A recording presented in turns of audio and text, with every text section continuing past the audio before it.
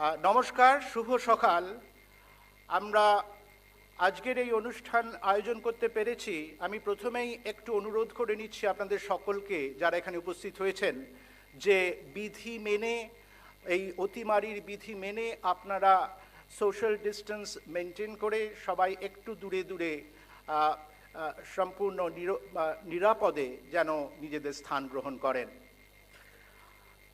আমাদের এই আনন্দ সমাগমে উপস্থিত সুধীবৃন্দ, আজ পরম পুরুষ, পরম কারুণিক, যুগন্ধর সংস্কারক ও চিন্তক ঈশ্বরচন্দ্র বিদ্যাসাগর মহাশয়ের ২০০তম জন্মদিবস। এই মাহেন্দ্রক্ষণে তাঁরই নামাঙ্কিত এই বিশ্ববিদ্যালয়ে এই দুর্দান্ত অতিমারির মধ্যেও আমরা বিধিসম্মতভাবে এখন খুব প্রিয় হয়ে উঠেছে। এটির মধ্যে বিশ্ববিদ্যালয়ের সমস্ত কর্মসূচি, গত ৭ বছর এবং তার আগের সমস্ত কর্মসূচি আমরা কি করতে পেরেছি তার একটা সংক্ষিপ্ত সার এই ডকুমেন্টারির মধ্যে আছে। খুব সংক্ষেপে আমরা দেখাবো, ৭ থেকে ৮ মিনিট। আশা করি আপনাদের ভালো লাগবে।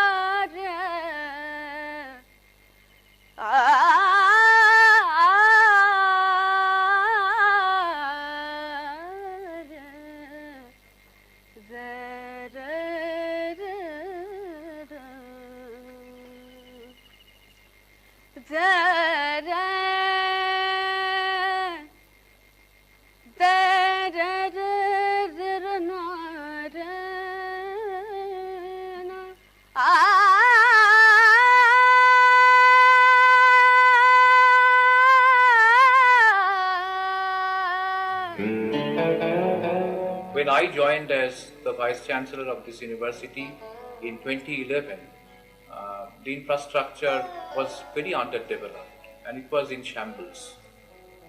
And it required great effort on our part to create an ideal infrastructure for a university like this. We were also working on the creation of the right infrastructure, because most of the students in this university belong to backward castes and communities, and they belong to such a poor family that for many of them it was not possible to go to distant places for their higher studies.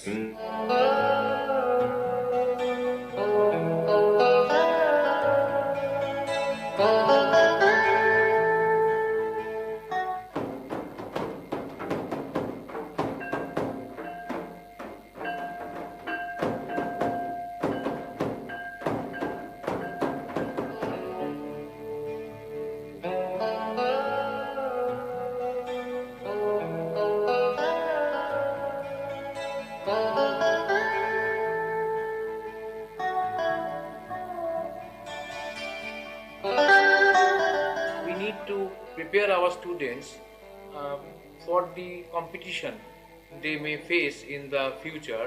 We want to see them successful in life, and we have to respond to the needs of the hour, because the jobs are scarce, and in order to have them a better placement in life, we try to gradually make our courses more in tune with modern requirements.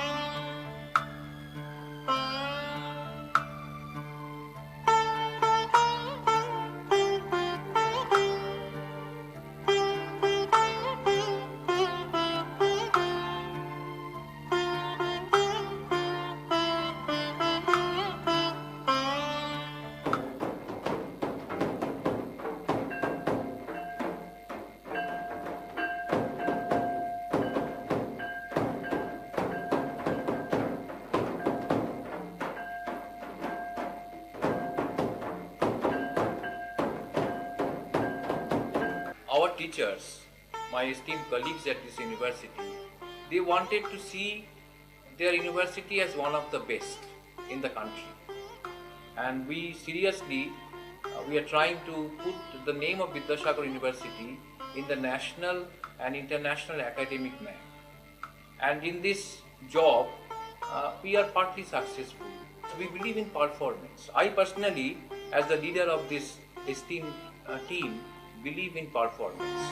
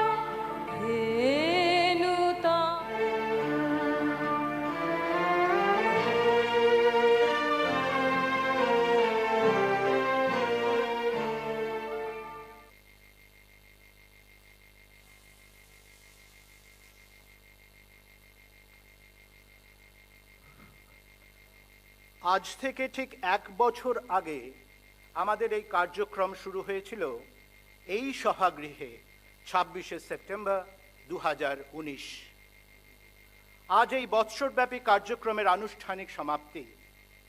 এই ভয়াবহ অতিমারির মধ্যেও যে আমরা সামান্য আয়োজন করতে পেরেছি তার জন্য বিশেষ ধন্যবাদ জানাই আমাদের মাননীয় উপাচার্য অধ্যাপক রঞ্জন চক্রবর্তী মহাশয়কে তার ঐকান্তিক প্রচেষ্টা ও সুষ্ঠু পরিকল্পনার জন্যে। মাননীয় উপাচার্য মহোদয় আমাদের মধ্যে উপস্থিত, আমাদের ডাকে সাড়া দিয়ে ঈশ্বরচন্দ্র বিদ্যাসাগরের প্রতি শ্রদ্ধা নিবেদনের জন্যে অভ্যাগত যারা আমাদের সঙ্গে যোগ দিয়েছেন তারা হলেন প্রখ্যাত বিদ্যাসাগর গবেষক ও সমাজকর্মী ডক্টর অমিয় কুমার সামন্ত মহাশয় ও গণমাধ্যমের এক স্বনামধন্য ব্যক্তিত্ব শ্রীযুক্ত অরিন্দম চক্রবর্তী মহাশয়। আর সাথে আছেন কলা ও বাণিজ্য বিভাগের ডিন অধ্যাপক শিবাজী প্রতিম বসু, বিজ্ঞান শাখার ডিন অধ্যাপক সুব্রত দে এবং বিশ্ববিদ্যালয়ের নিবন্ধক ডক্টর জয়ন্ত কিশোর নন্দী। আমি এদের প্রত্যেককে মঞ্চে আসতে অনুরোধ জানাচ্ছি, স্যার এবং অন্যান্য অভ্যাগত বৃন্দ।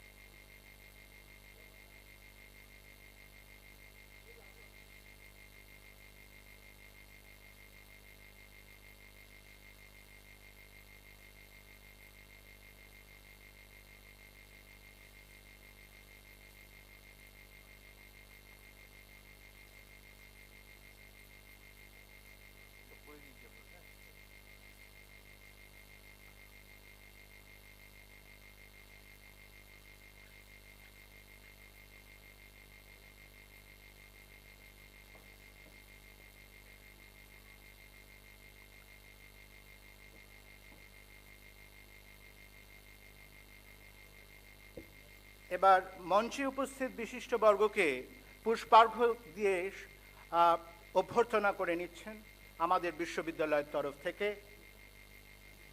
প্রথমে মাননীয় উপাচার্য রঞ্জন চক্রবর্তী মহাশয়,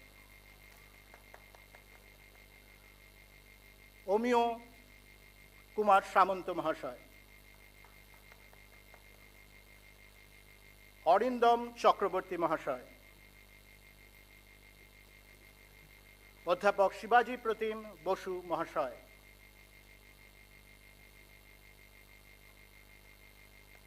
অধ্যাপক সুব্রত দে মহাশয়, ডক্টর জয়ন্ত কিশোর নন্দী মহাশয়।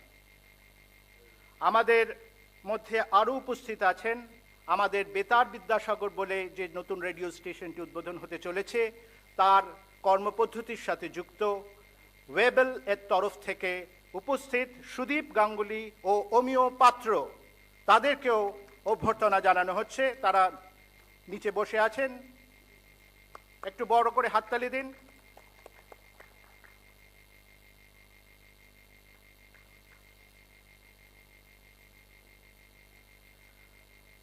আমি প্রথমেই মঞ্চে উপস্থিত বিশিষ্টজনদের অনুরোধ করছি ঈশ্বরচন্দ্রের প্রতিকৃতিতে পুষ্পার্ঘ্য নিবেদন করে সেই মহান আত্মার প্রতি আমাদের বিনম্র শ্রদ্ধা জ্ঞাপন করতে। প্রথমে মাননীয় উপাচার্য অধ্যাপক রঞ্জন চক্রবর্তী মহাশয়। আমাদের প্রতিকৃতিটি মঞ্চের বাঁদিকে রক্ষিত আছে।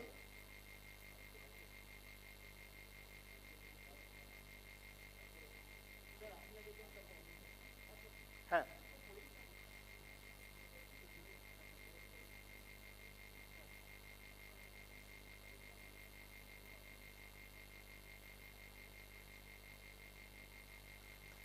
অধ্যাপক রঞ্জন চক্রবর্তী মহাশয়,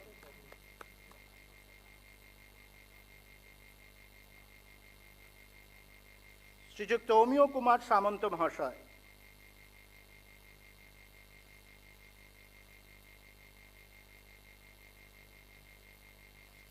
শ্রীযুক্ত অরিন্দম চক্রবর্তী মহাশয়,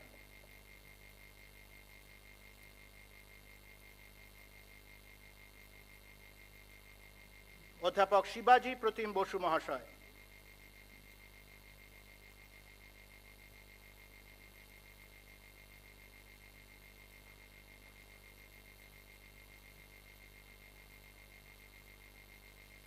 অধ্যাপক সুব্রত দে মহাশয়,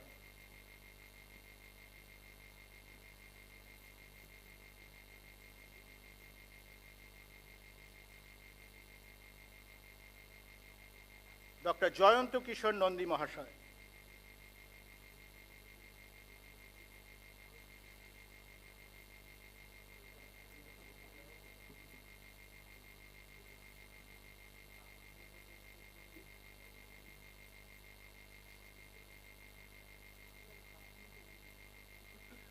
আমাদের যে কোনো শুভ অনুষ্ঠান উদ্বোধনের একটা স্বতন্ত্র রীতি আছে, সেটিও আমরা আমাদের শ্রদ্ধেয় উপাচার্যের কাছ থেকেই শিখেছি।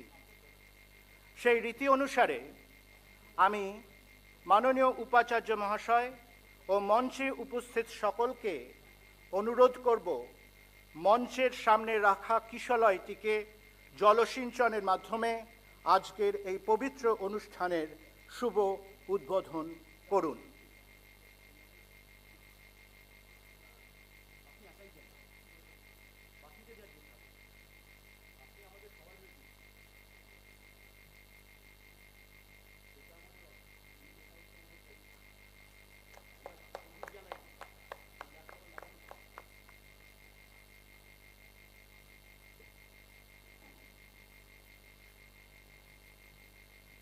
ধন্যবাদ স্যার, ধন্যবাদ মাননীয় উপাচার্য মহাশয়।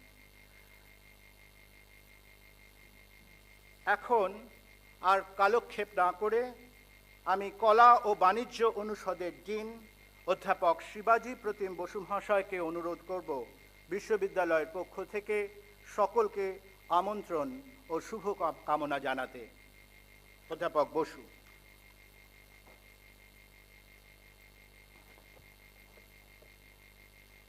মাননীয় উপাচার্য অধ্যাপক রঞ্জন চক্রবর্তী, এখানে আজকে আগত বিদ্যাসাগর পুরস্কার যিনি আজকে গ্রহণ করবেন এবং বিদ্যাসাগর গবেষক ডক্টর অমিয় কুমার সামন্ত, গণমাধ্যমের একজন খুব উজ্জ্বল নক্ষত্র শ্রী অরিন্দম চক্রবর্তী, আমার সতীর্থ অধ্যাপক সায়েন্সের ডিন, বিজ্ঞান বিভাগের বিজ্ঞান অনুষদের ডিন অধ্যাপক সুব্রত কুমার দে, ডক্টর জে.কে. নন্দী, জয়ন্ত কুমার নন্দী রেজিস্ট্রার, এবং আমার সামনে উপস্থিত আমাদের ছড়িয়ে ছিটিয়ে যারা আছেন, আমাদের সমস্ত সহকর্মী, প্রেস মিডিয়া থেকে যারা এসছেন, যারা আমাদের আজকে বেতার বিদ্যাসাগর একটি নতুন একটা বিষয়, একটা অধ্যায় রচনা হতে চলেছে, তার সঙ্গে যারা যুক্ত এসছেন, প্রত্যেককে আমি আজকের এই বিশেষ দিনে আমি তাদেরকে প্রত্যেককে আমি অভ্যর্থনা জানাচ্ছি।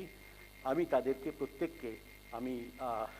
প্রত্যেককে আমি আমাদের শুভেচ্ছা আমি জানাচ্ছি।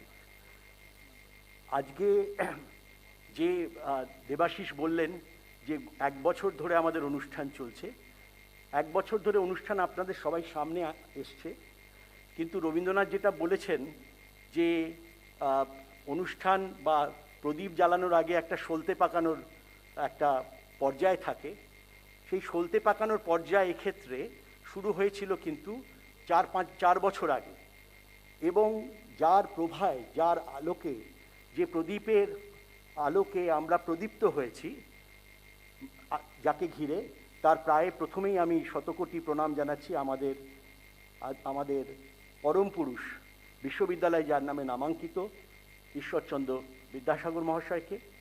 এবং এই যে 4 বছর ধরে যার নেতৃত্বে আমরা চলেছি এবং যেভাবে তিনি আমাদের বিদ্যাসাগর মহাশয়ের যে আদর্শে আমাদের উদ্বুদ্ধ করেছেন এবং আমাদের কর্মে প্রেরিত করেছেন, আমি এটুকু বলবো, একটু বাড়িয়ে বলছি না, তিনি সামনে আছেন বলে, তিনি আমাদের মাননীয় উপাচার্য অধ্যাপক রঞ্জন চক্রবর্তী, তার উদ্যোগে, তাকে আমি বলছি, তাকে আমরা সবাই একটুখানি আজকে আমরা একটু করতালি দিয়ে অভিনন্দন জানাই, যাকে আমি মনে করি এই বিশ্ববিদ্যালয়ের আধুনিক রূপকার। কতগুলো জিনিস খালি হয়েছে, আমি বেশি কথা খালি বলবো না, যে বিদ্যাসাগর মশাইয়ের কোনো রচনা সমগ্র যেটি আজকে বাজারে রয়েছে, বাজারে অনেক চালু ছিল, তাতে কি ভুল ছিল সে নিয়ে আমরা অনেক আলোচনা করেছি, আজকে তার আলোচনার সুযোগ নেই। সেই বিদ্যাসাগর রচনা সমগ্র কোনো বিশ্ববিদ্যালয় আজ পর্যন্ত প্রকাশ করেনি, এই বিশ্ববিদ্যালয় করেছে, এবং সেটা একটা নির্ভুল অবিকল সংস্করণ, এবং সেটি স্বীকৃত হয়েছে। 3টি বই বেরিয়েছে, এবং তার সঙ্গে এর সঙ্গে সঙ্গে সূচিত হয়েছে বিদ্যাসাগর প্রকাশনা সংস্থা, বিদ্যাসাগর বিশ্ববিদ্যালয় প্রকাশনা সংস্থা, VUPD যাকে আমরা বলি, এর একই সঙ্গে তাঁরই উদ্যোগে আমাদের এখানে কারমাটারে, যেখানে তার শেষ দিক কেটেছে সেখানে, এবং অন্যান্য জায়গাতে বীরসিংহ গ্রাম, অন্য জায়গায় একটা স্মৃতিফলক বসেছে। আমরা দেখেছি এই সময় কত আমাদের বহু সেমিনার, বহু যেগুলি আজকের মতো ওয়েবিনার নয়, সেগুলি এশিয়াটিক সোসাইটি থেকে, কারমাটারের স্মৃতি রক্ষা সমিতি থেকে, নানা জায়গায় আমরা এগুলি সারা 4 বছর ধরে পালন করেছি, খালি 1 বছর ধরে নয়। বিদ্যাসাগর পুরস্কার, বিদ্যাসাগর পদ তিনি এনেছেন, আমাদের অধ্যাপকের পদ তিনি এনেছেন, এবং এগুলির মধ্যে দিয়ে, এবং আজকে এই যে সমাপ্তি লগ্নে, সূচনার কথা তো সবাই বলে, সব লোকেরা বলে যে সব ভালো যার শেষ ভালো তার, আজকে শেষটাও, যে আজকে সমাপ্তি লগ্নেও আজকে একটা অসাধারণ উপহার তিনি দিতে চলেছেন। আপনারা প্রত্যেকে জানেন, অলরেডি এর মধ্যে বিজ্ঞাপিত বেতার বিদ্যাসাগর কমিউনিটি রেডিও, সেটা একটা অসাধারণ, এক্ষুনি তিনি বলবেন, উদ্বোধন করবেন, সেগুলি সব সূচনায় দেওয়া আছে, আপনাদের কাছে অনেকের কাছেই হয়তো প্রেস মিডিয়ার কাছে আছে সেই সূচনা। আমি এইটুকু বলে বলছি যে আমাদের এই উদ্যোগটা কিন্তু থামবে না, এটা চলবে। বিদ্যাসাগর বিশ্ববিদ্যালয় এই বিদ্যাসাগর মশাইয়ের যে আদর্শ চারিদিকে ছড়িয়ে দেওয়ার যে কাজ, শিক্ষা এবং অন্যান্য, এটাও আরেকটা নতুন হাতিয়ার, কমিউনিটি রেডিও, যেটা বিদ্যাসাগর এখানে আর যাদবপুর ইউনিভার্সিটি ছাড়া আর কোথাও রাজ্যের নেই, সেটি আজকে হবে। আমরা অত্যন্ত তার জন্য আমাদের অনেক আশা। আমরা আবার সবাইকে ধন্যবাদ জানিয়ে, আমি নাম করে আর ধন্যবাদ জানাচ্ছি না, আমি এই ধন্যবাদ জানানোর যে কার্যক্রম, আমি অভ্যর্থনা জানানোর কার্যক্রম, ওয়েলকাম করার কার্যক্রম, সেটি এখানে শেষ করছি। আপনাদের অনেক অনেক অনেক ধন্যবাদ যে আপনারা সবসময় আমাদের পাশে ছিলেন এবং এভাবেই আমাদের কাজে থাকবেন। এবং আমরা জানি যতদিন অধ্যাপক চক্রবর্তী রঞ্জন চক্রবর্তী এখানে আছেন, বিদ্যাসাগরের আদর্শ কখনো ভুলুণ্ঠিত হবে না। অনেক ধন্যবাদ।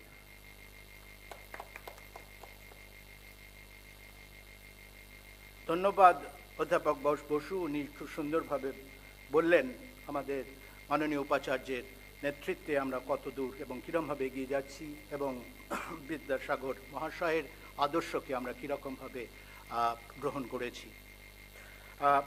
আমাদের আজকের এই শুভ দিনটিকে আমরা ব্যবহার করছি উপাচার্য মহাশয়ের উদ্যোগে তৈরি বেতার বিদ্যাসাগর উদ্বোধনের মধ্য দিয়েও। বেতার বিদ্যাসাগরটি করেছে ওয়েবেল সংস্থার সহায়তায়। আমাদের নিচের তলাতেই বেতার বিদ্যাসাগরের একদম আধুনিকতম একটা স্টুডিও তৈরি করা হয়েছে। এই অনুষ্ঠানের পর আপনারা সেখানে যাবেন, কিন্তু তার আগে আমরা এই মঞ্চ থেকে বেতার বিদ্যাসাগরের একটা সূচক হিসাবে উদ্বোধন কাজটা সারব। আমি অনুরোধ করব,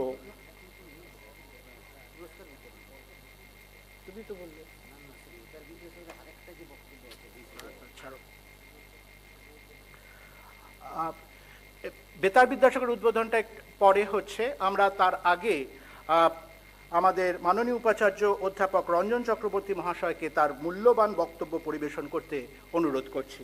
অধ্যাপক রঞ্জন চক্রবর্তী মহাশয়।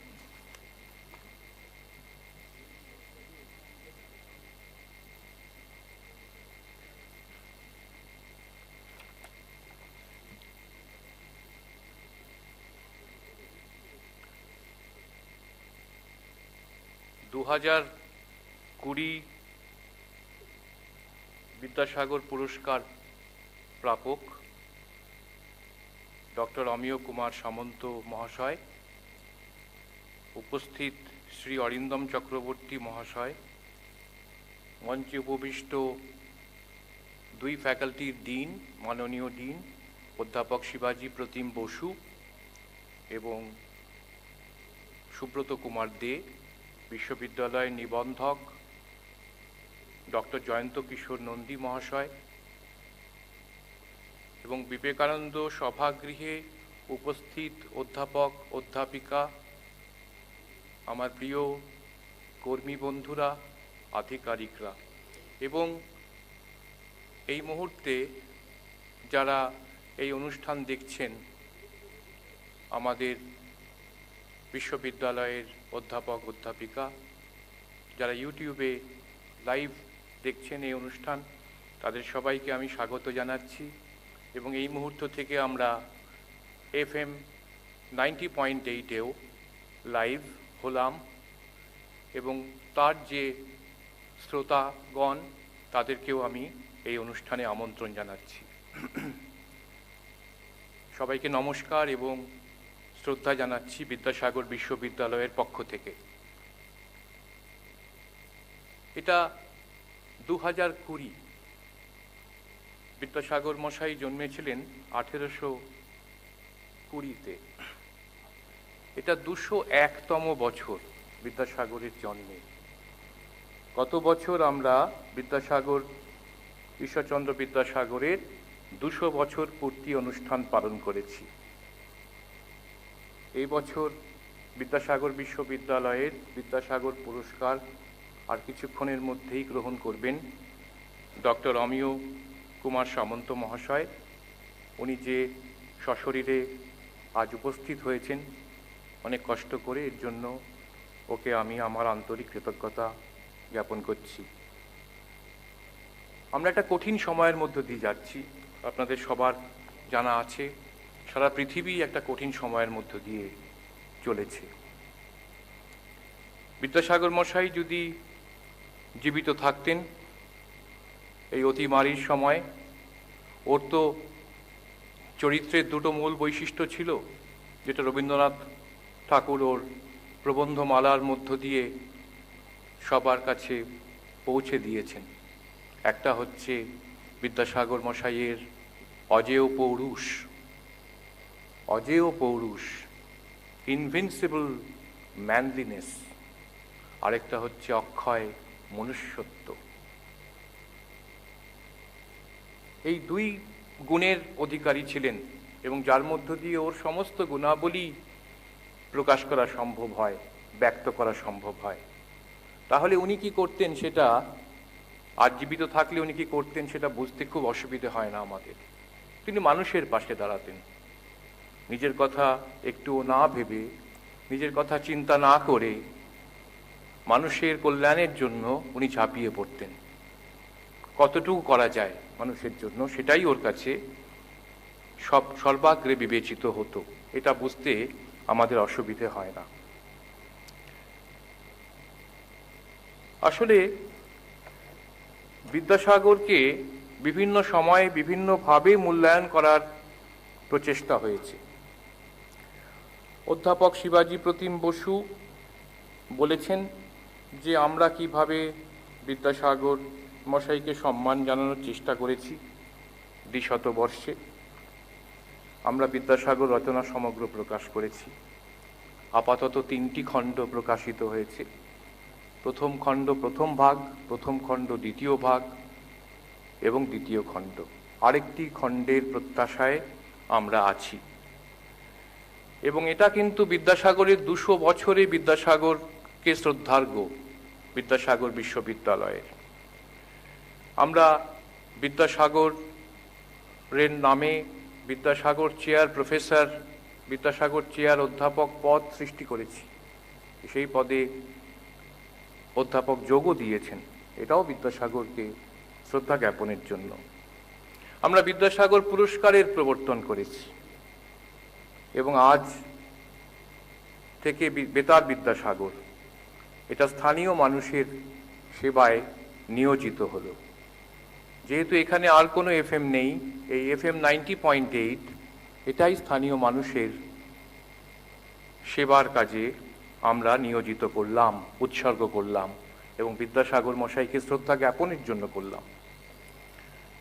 বিদ্যাসাগর মানুষের ক্ষমতায়ন চেয়েছিলেন। বিদ্যাসাগর মানুষের ক্ষমতায়ন, এম্পাওয়ারমেন্ট অফ হিউম্যানস, বিশেষত মহিলাদের ক্ষমতায়ন করতে চেয়েছিলেন। তাই এইভাবে আমরা অতি অল্প হইল, বিদ্যাসাগরের ভাষায় বিদ্যাসাগর যখনই কোনো কাজ করতেন উনি বলতে চাইতেন অতি অল্প হইল। এই অতি অল্পের মধ্য দিয়ে আমরা বিদ্যাসাগরকে সম্মান প্রদর্শন করলাম। আমি আর 5 মিনিট সময় নেব আপনাদের, কারণ আমাদের খুব কঠিন অবস্থার মধ্যে এই অনুষ্ঠান করতে হচ্ছে। দেখুন, এই প্রেক্ষাগৃহে 1000 লোক বসতে পারে, আমরা এখন উপস্থিত আছি সাকুল্যে হয়তো 50 থেকে 60 জন বা তারও কম হবে। এবং সময়টাকেও সংক্ষেপ করতে হয়েছে। খুব বেশিক্ষণ অনুষ্ঠান আমরা এখানে জমায়েত হয়ে করতে পারি না কোভিড প্রোটোকল অনুযায়ী। তাই আমি আমার বক্তব্য খুবই সংক্ষিপ্ত রাখছি এবং আর কেউ বিশেষ দীর্ঘ বক্তব্য রাখবেন না, সেটাও ঠিক হয়ে আছে। দেখুন, বিদ্যাসাগর মশাইকে আমরা যখন স্মরণ করি, ওর যে প্রথম পরিচয় সেটা হচ্ছে সমাজ সংস্কারকের। ইমেজ থাকে তো, ইমেজ, একজন মানুষের কথা বললে একটা প্রতিচ্ছবি মনের মধ্যে ফুটে ওঠে। তো বিদ্যাসাগর সম্পর্কে যেটা বহুল প্রচারিত যে ইমেজ, সেটা হচ্ছে উনি সমাজ সংস্কারক, বিধবা বিবাহের প্রবর্তন করেছিলেন এবং সমাজ সংস্কার আন্দোলনে সামিল হয়েছিলেন। 19 শতকের কুসংস্কারাচ্ছন্ন সমাজকে উনি আলো দেখাতে চেয়েছিলেন। এটা একটা ছবি বিদ্যাসাগরের। আরেকটা ছবি হচ্ছে যেটা ওর সমস্ত জীবনী, বেশিরভাগ জীবনীতে যেটা বলা আছে সেটা আরেকটা ছবি। সেটা কি? সেটা হচ্ছে একটা রোমান্টিক একটা হিরো, বিদ্রোহী নায়ক এবং একটা বুর্জোয়া প্যারাবল, একটা দরিদ্র ব্রাহ্মণ পরিবারের সন্তান, বীরসিংহের মতো গ্রামে জন্মে যিনি লেখাপড়া শিখে পৃথিবী জয় করেছিলেন। শম্ভুচন্দ্র বিদ্যারত্নর যে জীবনী বিদ্যাসাগরের, যেটা 1891-তে প্রকাশিত হয়েছিল, যে বছর বিদ্যাসাগরের মৃত্যু হয়েছিল, তার একটা বিজ্ঞাপন বেরিয়েছিল। সেই বিজ্ঞাপনটা, অরিজিনাল বিজ্ঞাপনটা আমার হাতে আছে। 1298, 30শে ভাদ্র। তার প্রথম লাইনটা হচ্ছে, মহাত্মা ঈশ্বরচন্দ্র বিদ্যাসাগর মহাশয় সামান্য বীরসিংহ গ্রামে জন্মগ্রহণ করিয়া, এই সামান্য কথাটা খেয়াল করুন, সামান্য বীরসিংহ গ্রামে জন্মগ্রহণ করিয়া কিরূপে কলিকাতায় আগমন করিয়া নানা শাস্ত্রে পারদর্শী হইয়াছিলেন এবং ভারতবর্ষের বিশেষত বঙ্গদেশের মুখ উজ্জ্বল করিয়াছেন, এই সকল বিষয়ে জানিবার জন্য সাধারণকে ব্যগ্র চিত্ত দেখিয়াও সাধারণের নিকট উপহাসাস্পদ হইবার আশঙ্কায় এই জীবনচরিত মুদ্রিত ও প্রচারিত করিতে সাহস করি নাই। প্রথম লাইন বিজ্ঞাপনের, অর্থাৎ সামান্য বীরসিংহ গ্রাম, এই কথাটা ওপর আমি জোর দিচ্ছি। এটা হচ্ছে একটা অখ্যাত ব্রাহ্মণ পরিবার, অখ্যাত গ্রাম বীরসিংহ, মেদিনীপুর, এবং তিনি he rises to public greatness, he becomes a public figure, সারা পৃথিবী জয় করলেন, ওর জগৎজোড়া খ্যাতি হলো। এখন যেমন উত্তরপ্রদেশে এবং বিহারে সম্ভবত যারা বয়সে তরুণ, যারা স্কুলের গণ্ডি সবে পার হচ্ছে, তারা বোধহয় সবাই বিল গেটস হতে চায়, বিদ্যাসাগর হতে চায় না। কিন্তু একটা সময় ছিল স্বাধীনতা উত্তরকালে, যখন কিন্তু স্বাধীন ভারতের নাগরিকরা তাদের সন্তানদের বিদ্যাসাগরের উদাহরণ দিতেন, এবং এই যে ছবিটা, একজন ব্রাহ্মণ পণ্ডিত, তাকে সারা পৃথিবী সম্মান জানাচ্ছে, সারা ভারতবর্ষ সম্মান জানাচ্ছে, এটা কিন্তু একটা ভারতবর্ষের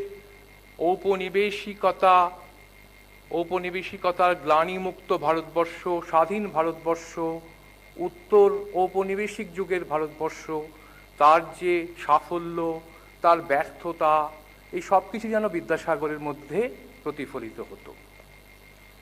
বিদ্যাসাগর একজন সাধারণ মানুষ, এবং সাধারণ থেকে উনি অসাধারণ হয়েছেন। নিজের যে মেরিট, তার যে মেধা, সেই মেধার জোরে উনি পৃথিবী জয় করেছেন। এটা কিন্তু একটা সময় খুব বড় আদর্শ ছিল, এখনো খুব নিশ্চয়ই এটা গুরুত্বপূর্ণ, এখনো মানুষ পরিশ্রমের মধ্য দিয়ে সাফল্য পেতে চায়। এটা কিন্তু একটা বাঙালি এবং ভারতবাসীর, গ্রামীণ ভারতবর্ষের fact of culture, fact of culture. মার্কিন যুক্তরাষ্ট্রের যে সমাজ, সেটা খুব ডায়নামিক সমাজ। সেখানে বলা হয়, মার্কিন যুক্তরাষ্ট্রের ইতিহাস যারা জানেন, বলা হয় আজকে যে ভিখারি, today's বেগার can turn into tomorrow's millionaire, আজকে যে ভিখিরি সে কালকে কোটিপতি হতে পারে। এরকম অসংখ্য উদাহরণ আছে। অয়েল ম্যাগনেটদের কথা আছে, রকেফেলার, ফোর্ড, যিনি গাড়ির কারখানা, অটোমোবিল কারখানা করে বড় হয়েছেন।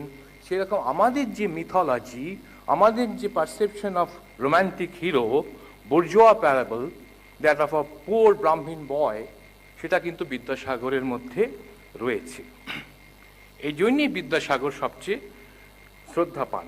কিন্তু যেটা কম বলা হয়, বা এই 200 বছর ধরে আমরা কম বলেছি, যখন বিদ্যাসাগর মশাইয়ের মৃত্যু হলো, যখন 100 বছর পূর্ণ হলো বিদ্যাসাগরের জন্মের, তখনও অনেক মিটিং হলো, আলাপচারিতা হলো, কি করে এরকম মানুষকে আমরা সম্মান জানাবো, কি করে তাকে তার স্মৃতিচারণ করব, সেই বিষয়ে বিতর্ক হলো।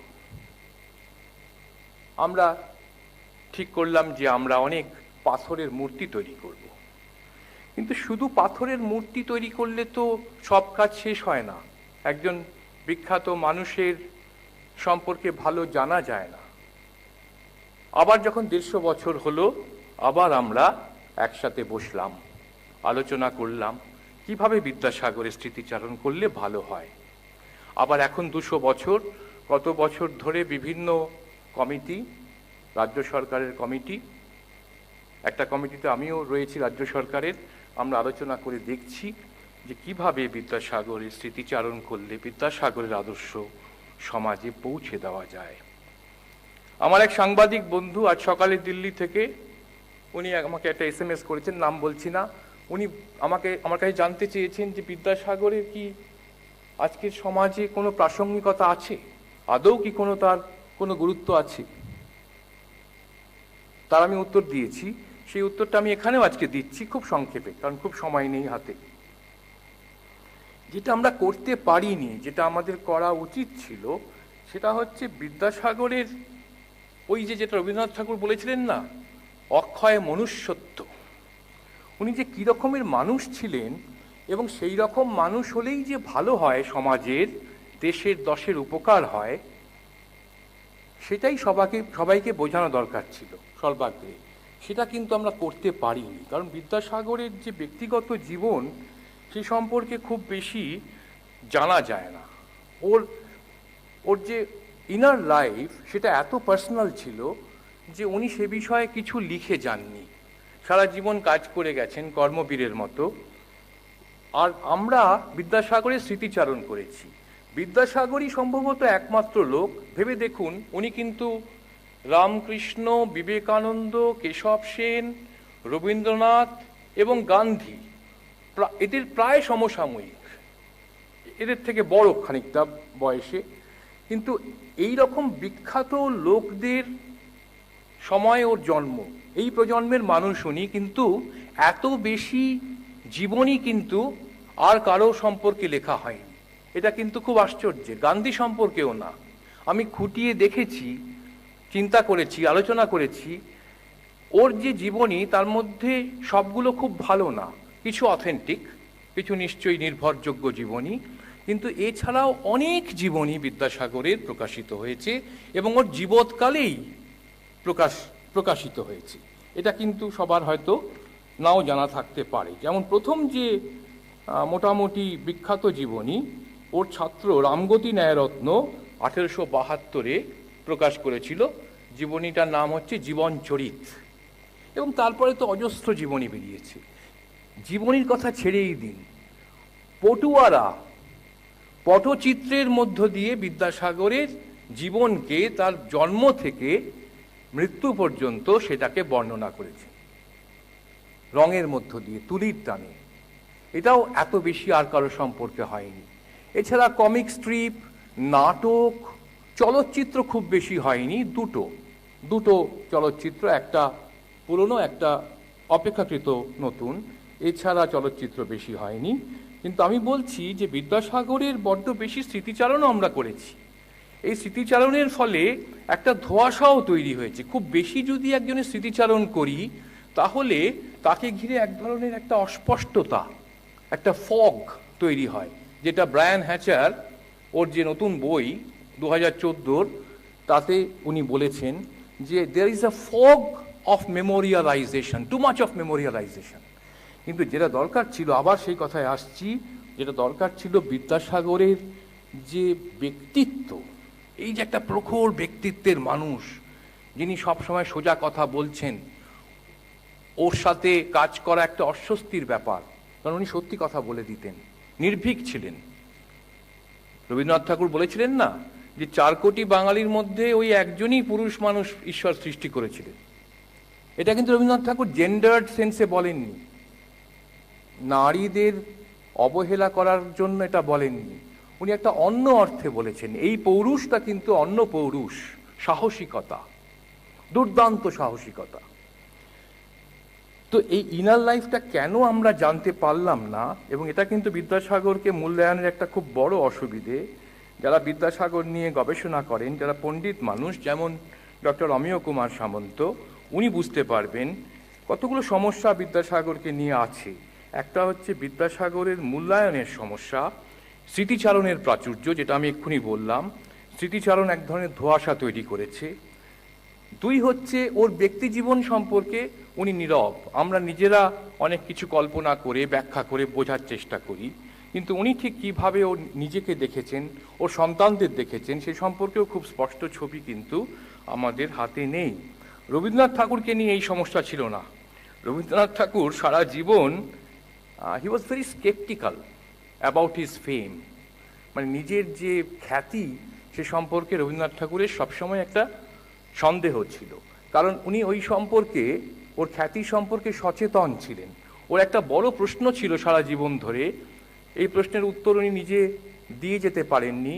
ওর সবসময় মনে হতো যে মানুষ ওকে মনে রাখবে কিনা। 35 বছর বয়সে লেখা যে কবিতা, সেটা আপনারা সবাই জানেন, আজি হতে 100 বর্ষ পরে কে তুমি পড়িছ বসি, আমার কবিতা খানি কৌতূহল ভরে।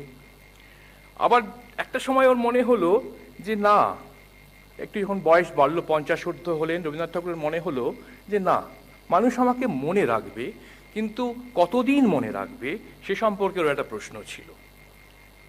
এবং এই সময় উনি ওইটা লিখেছিলেন, যখন পড়বে না মোর পায়ের চিহ্ন এই বাটে।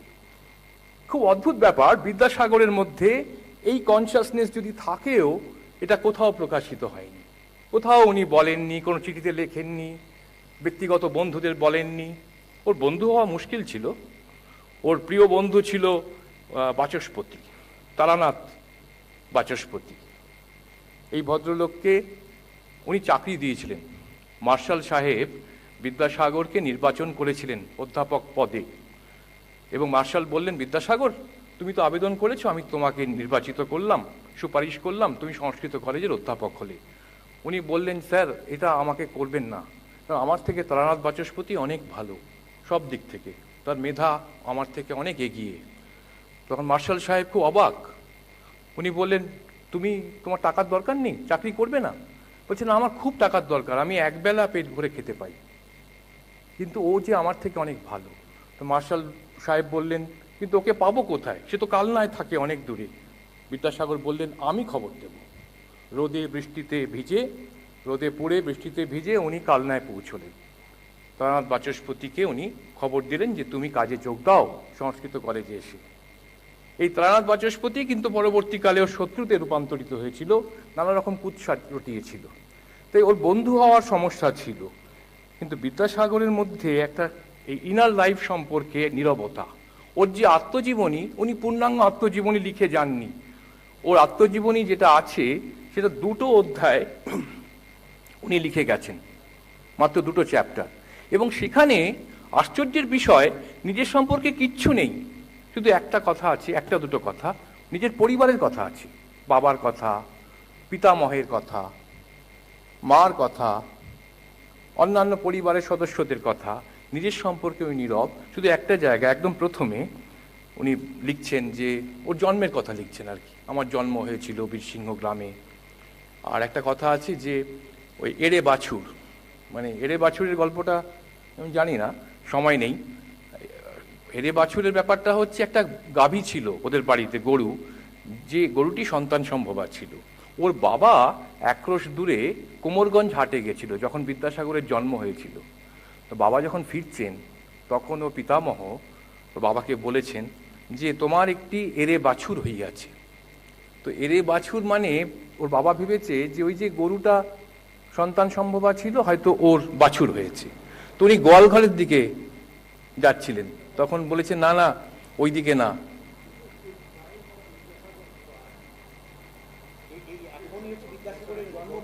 এই মুহূর্ত। বিদ্যাসাগর, বাহ, এটা খুব সুন্দর তথ্য আমাদের দিলেন ডক্টর অমিয় সামন্ত। বিদ্যাসাগর ঠিক এই সময় জন্মেছিলেন। আমি শেষ করছি, আর 2 মিনিট নেব। তো এই যে একটা অদ্ভুত সমস্যা, বিদ্যাসাগর ঠিক মানে ব্যক্তিগতভাবে কিরকম ছিলেন, ওর চিন্তা কিরকম ছিল, সেগুলো কিছু কিছু আমরা বুঝতে পারি। যেমন ওর সনাতন ধর্মে খুব যে বিশ্বাস ছিল, উৎসাহ ছিল, এমনটা ছিল না। রবীন্দ্রনাথ ঠাকুর সেটা তার প্রবন্ধগুলোতে লিখেছেন খুব সুন্দরভাবে। উনি বলেছেন যে নিরন্ন মানুষকে যে সাহায্য করতে পারে না, খুব বেশি ভগবত প্রেম করার আমাদের দরকার নেই, মানুষের পাশে দাঁড়ানো দরকার। তো এই অদ্ভুত মানুষ, ওর মূল্যায়ন এখনো হয়নি, 200 বছর পরেও হয়নি। তার কারণ বিদ্যাসাগরের যে ছবি আমাদের কাছে এসে পৌঁছেছে, সেটা কিন্তু অনেক আতশ কাচের মধ্য দিয়ে এসে পৌঁছেছে, ঔপনিবেশিকতার মধ্য দিয়ে, জাতীয়তাবাদের মধ্য দিয়ে, অনেক ভাবাবেগ মিশ্রিত হয়ে আছে।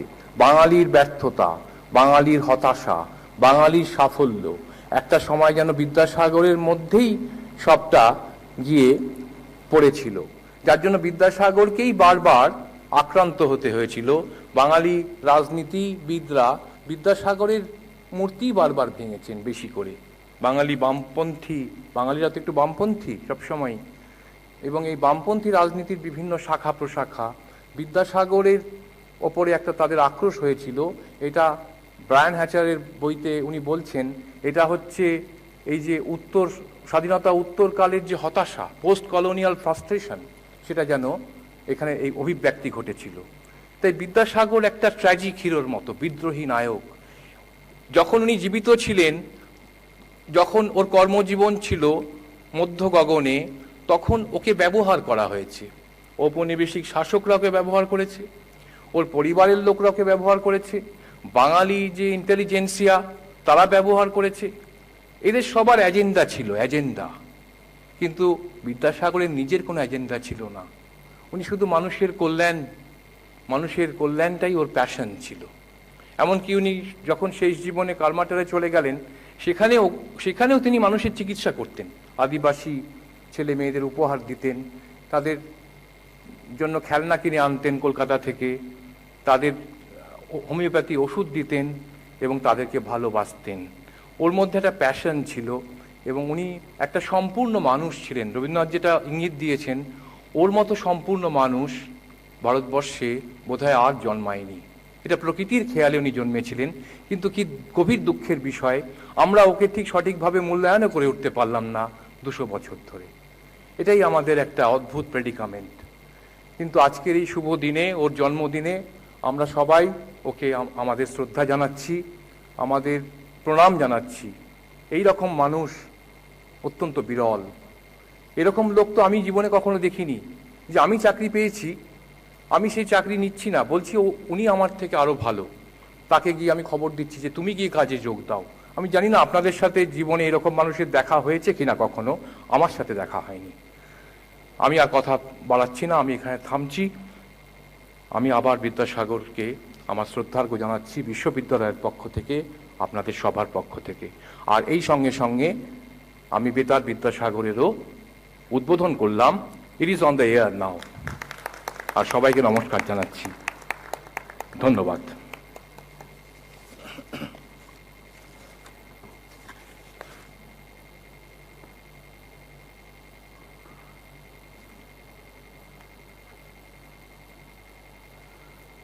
ধন্যবাদ অধ্যাপক চক্রবর্তীকে তার মননশীল বক্তব্য, বিদ্যাসাগর সম্বন্ধে তার মননশীল বক্তব্য তুলে ধরার জন্য। আমরা অনেক কিছু জানলাম। আমরা গত বছর থেকেই সমাজের বিভিন্ন ক্ষেত্রে কৃতিত্ব ও সেবার জন্যে বিশিষ্ট ব্যক্তি বা ব্যক্তিবর্গকে আজকের এই দিনে বিদ্যাসাগর পুরস্কারে ভূষিত করা ঠিক করেছি। বিদ্যাসাগর মহাশয়ের আত্মা ও তার কর্মকাণ্ডের শ্রদ্ধা জ্ঞাপন সূচক এটি আমাদের যৎসামান্য আয়োজন। পরম আনন্দের সাথে জানাচ্ছি যে এই বছর এই পুরস্কার আমরা তুলে দেব শ্রদ্ধেয় ডক্টর অমিয় কুমার সামন্ত মহাশয়ের হাতে। ওনাকে পুরস্কার প্রদান করবেন মাননীয় উপাচার্য অধ্যাপক রঞ্জন চক্রবর্তী মহাশয়। আগে আমি অমিয় বাবুকে শিরস্ত্রাণ দিয়ে সংবর্ধনা জ্ঞাপন করব। তারপর উপাচার্য মহাশয় বিদ্যাসাগর পুরস্কারের মানপত্রটি পাঠ করবেন এবং আনুষ্ঠানিকভাবে মানপত্র সহ সমস্ত পুরস্কারটি প্রাপকের হাতে তুলে দেবেন।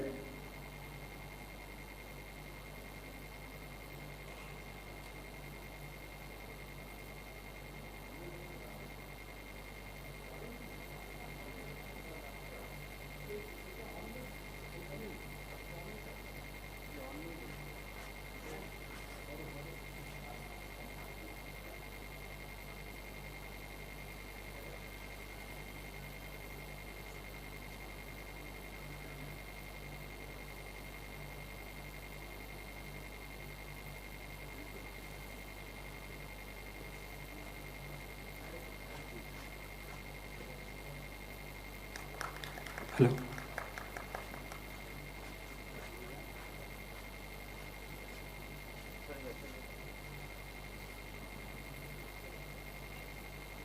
শ্রদ্ধেয় ডক্টর অমিয় কুমার সামন্ত মহাশয়, আপনি একজন বিশিষ্ট লেখক, শিক্ষাবিদ ও বিদ্যাসাগর গবেষক। বিদ্যাসাগরের জন্মস্থান বীরসিংহ অঞ্চলেরই মানুষ আপনি। পণ্ডিত ঈশ্বরচন্দ্র বিদ্যাসাগর প্রতিষ্ঠিত বীরসিংহ ভগবতী বালিকা বিদ্যালয় থেকে স্কুল কলেজে উচ্চশিক্ষা গ্রহণ করেন এবং আধুনিক ইতিহাস নিয়ে স্নাতকোত্তর উপাধি লাভ করেন। এরপর স্বল্পকালীন সময়ে 1961-62 মেদিনীপুর কলেজে অধ্যাপনার পর আপনি 1962 সালে ইন্ডিয়ান পুলিশ সার্ভিসে যোগ দিয়ে পশ্চিমবঙ্গ ও দিল্লির নানা গুরুত্বপূর্ণ পদ অলঙ্কৃত করে রাজ্য পুলিশের ডিজি গোয়েন্দা বিভাগ হিসাবে অবসর নেন। 2000 সাল থেকে 8 বছর যুক্ত ছিলেন ন্যাশনাল ইউনিভার্সিটি অফ পলিটিক্যাল সায়েন্সের সাথে। আপনি 1982 সালে left extremist movement in West Bengal বিষয়ে গবেষণার জন্য কলকাতা বিশ্ববিদ্যালয় থেকে পিএইচডি ডিগ্রি লাভ করেন, যা 1984 সালে বই হিসেবে প্রকাশিত হয়। বিদ্যাসাগর নিয়ে প্রথম বই প্রকাশ পায় 1994 সালে। সন্ত্রাসবাদ 1998, গোর্খাল্যান্ড মুভমেন্ট 2000, পাঞ্জাব সন্ত্রাসবাদ ও অন্যান্য 2002, বিদ্যাসাগর 2004, বিপ্লবী হেমচন্দ্র কানুনগোর বাংলায় বিপ্লব প্রচেষ্টার একটি ইংরেজি অনুবাদ 2012 এবং 2 খণ্ডে আলিপুর বম ট্রায়াল 2017 ও 18। বিদ্যাসাগর বিষয়ে মূল্যবান গবেষণা ও অন্যান্য বিষয়ে সারস্বত চর্চার স্বীকৃতি স্বরূপ পণ্ডিত ঈশ্বরচন্দ্র বিদ্যাসাগরের জন্মের 201 বছর পূর্তি উপলক্ষে আপনাকে বিদ্যাসাগর পুরস্কারে ভূষিত করে বিদ্যাসাগর বিশ্ববিদ্যালয়ে সম্মানিত বোধ করছি।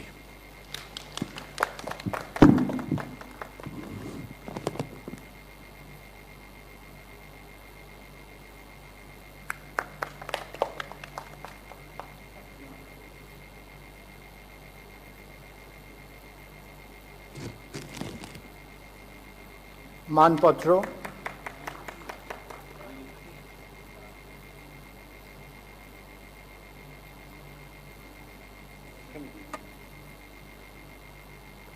বিশ্ববিদ্যালয়ের তরফ থেকে সামান্য একটু টোকেন সূচক অর্থ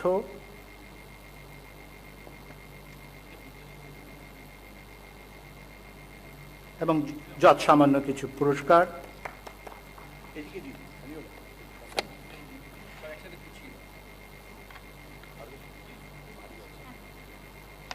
আমাদের পুরস্কার প্রদান পর্ব শেষ হলো।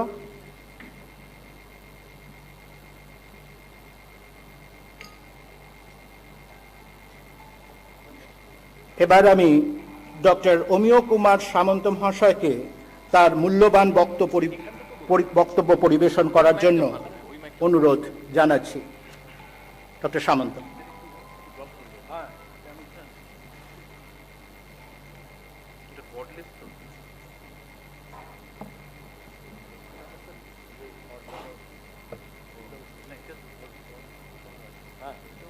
মেদিনীপুর বিদ্যাসাগর বিশ্ববিদ্যালয়ের উপাচার্য ডক্টর রঞ্জন চক্রবর্তী, বিশিষ্ট অধ্যাপক শ্রী শিবাজি বাসু, বিশ্ববিদ্যালয়ের রেজিস্ট্রার, বিশ্ববিদ্যালয়ের ডিন এবং শ্রী চক্রবর্তী অমরেন্দ্র চক্রবর্তী, আচ্ছা হ্যাঁ চক্রবর্তী সরি, এবং বিশ্ববিদ্যালয়ের অধ্যাপক ও ছাত্রছাত্রীরা, আমাকে যে বিদ্যাসাগর পুরস্কারে সম্মানিত করা হলো, আমি এর কতটা যোগ্য সে নিয়ে আমার নিজের মনেই একটা দ্বিধা আছে। আমি দুখানি বই লিখেছি বটে, বইগুলো এমনি অনেকে পড়েছেন, কেউ ভালো বলেছেন, কেউ হয়তো পছন্দ হয়নি, এরকম হতে পারে, সে তো হওয়া সম্ভবই। কিন্তু এছাড়া বিদ্যাসাগরের উপরে যে আলোচনা সেটা অনেক হয়েছে এবং আরও হওয়ার বোধহয় দরকার। আমার থেকে অনেক বেশি জ্ঞানীগুণী মানুষ বিদ্যাসাগর সম্পর্কে আলোচনা করেছেন, অনেক ভালো ভালো বই লিখেছেন। আমার এই বই লেখা ছাড়াও আমাকে আজকে এই পুরস্কারে সম্মানিত করার পেছনে আমার মনে হয় আরেকটি যুক্তি আছে। আমি দৈবক্রমে বিদ্যাসাগরের যে গ্রাম, সেই গ্রামের কাছাকাছি বসবাস করি, সেখানে আমার পূর্বপুরুষের ভিটে। তো সেটাও একটা কারণ আমি দেখেছি অনেক সময় অনেকেই বলে থাকেন এই যে বিদ্যাসাগরের গ্রামের লোক এখানে আছে ইত্যাদি, সেটাও একটা বড় সম্মানের, কম সম্মানের ব্যাপার নয়, সেটাও বেশ বড় সম্মানেরই ব্যাপার। তো বিদ্যাসাগরের গ্রামে থাকলেই যে বিদ্যাসাগর সম্পর্কে একবারে আমরা সব জানতা হব তাও কিছু নয়। বিদ্যাসাগরের সমসাময়িক তো নই, তবে এইটা জানি যে বিদ্যাসাগর কীরকম একটা সামাজিক অর্থনৈতিক অবস্থার মধ্যে জন্মেছিলেন এবং বড় হয়েছিলেন। সেই রকম ধরনের এই যে বীরসিংহ গ্রামটি আজকে, তারপরে ওটি মেদিনীপুরের সঙ্গে সংশ্লিষ্ট হয়। মেদিনীপুরবাসীরা উদ্বাহু হয়ে এমনভাবে বিদ্যাসাগরকে নিজেদের জেলার অধিবাসী বলে বললেন যে তাকে আর অস্বীকার করার কোনো উপায় রইল না। বিদ্যাসাগর কিন্তু এই গ্রামটি মেদিনীপুর জেলায় আসার পর ওই গ্রামে আর পদার্পণ করেননি। তিনি 1869 সালে তার গ্রাম ত্যাগ করে যে চলে গেছিলেন, তারপরে আর তিনি গ্রামে আসেননি। কিন্তু ওই অঞ্চলের একটা যে সাংস্কৃতিক এবং অর্থনৈতিক পরিবেশ আছে, সামাজিক পরিবেশ আছে, সেই পরিবেশের মধ্যে বিদ্যাসাগর মানুষ হয়েছিলেন। সেই পরিবেশটাকে আমি দেখেছি। আমি কেন, এই আরো দুজন মানুষ ওই পরিবেশেই মানুষ হয়ে আমাদের দেশে বিখ্যাত হয়েছেন। একজন নাম বললাম রামকৃষ্ণ, শ্রী শ্রী রামকৃষ্ণ, আর একজন রামমোহন রায়। এদের গ্রামগুলি ম্যাপে লক্ষ্য করলে দেখবেন এটা 10 কিলোমিটার একটা রেডিয়াসের মধ্যে এদের এই 3টি গ্রাম পড়ে: রাধানগর, কামারপুকুর, বীরসিংহ। তো এক সময় 3টিই ছিল হুগলি জেলায় 1872 অবধি। তারপরে এই বীরসিংহ মেদিনীপুরে চলে আসে। যাই হোক, এই যে অবস্থাটা ছিল, এবং আমরা সবাই জানি যে ভীষণ দরিদ্র পরিবার থেকে তিনি এসেছেন। সে তো নিশ্চয় ভীষণ দরিদ্র পরিবার থেকে এসেছেন। তার অবস্থা এমন হয়েছিল সেই সময় যে প্রায় অর্ধভুক্ত হয়ে থাকতেন। অভুক্ত নয়, তিনি নয়, তার পরিবারের অন্য লোকজন। এবং নিজেও যখন কলকাতায় এলেন তখন কি দুঃসহ দারিদ্র্যের মধ্যে কাটিয়েছেন সেসব আপনারা পড়েছেন। তার ঠাকুমা চরখায় সুতো কেটে সেই সুতো বিক্রি করে সংসার চালাতেন। আচ্ছা, এই কথাটা একটু ভেবে দেখুন। চরখায় সুতো কেটে সুতো বিক্রি করে সংসার চালানো, সুতোর চরখা বা তকলিতে সুতো কাটলে এত সুতো তৈরি করতে হয় যে সেটা বিক্রি করে সংসার চলে। সংসার এক আধজনের নয়, প্রায় 4-5 জনের, প্রায় কেন 4-5 জনেরই। কি করে চলতো? সুতোর তখন যথেষ্ট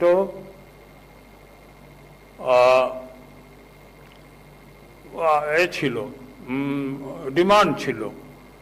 সেই ডিমান্ডটা কেন হতো, কি করে সুতো এত ডিমান্ড হলো?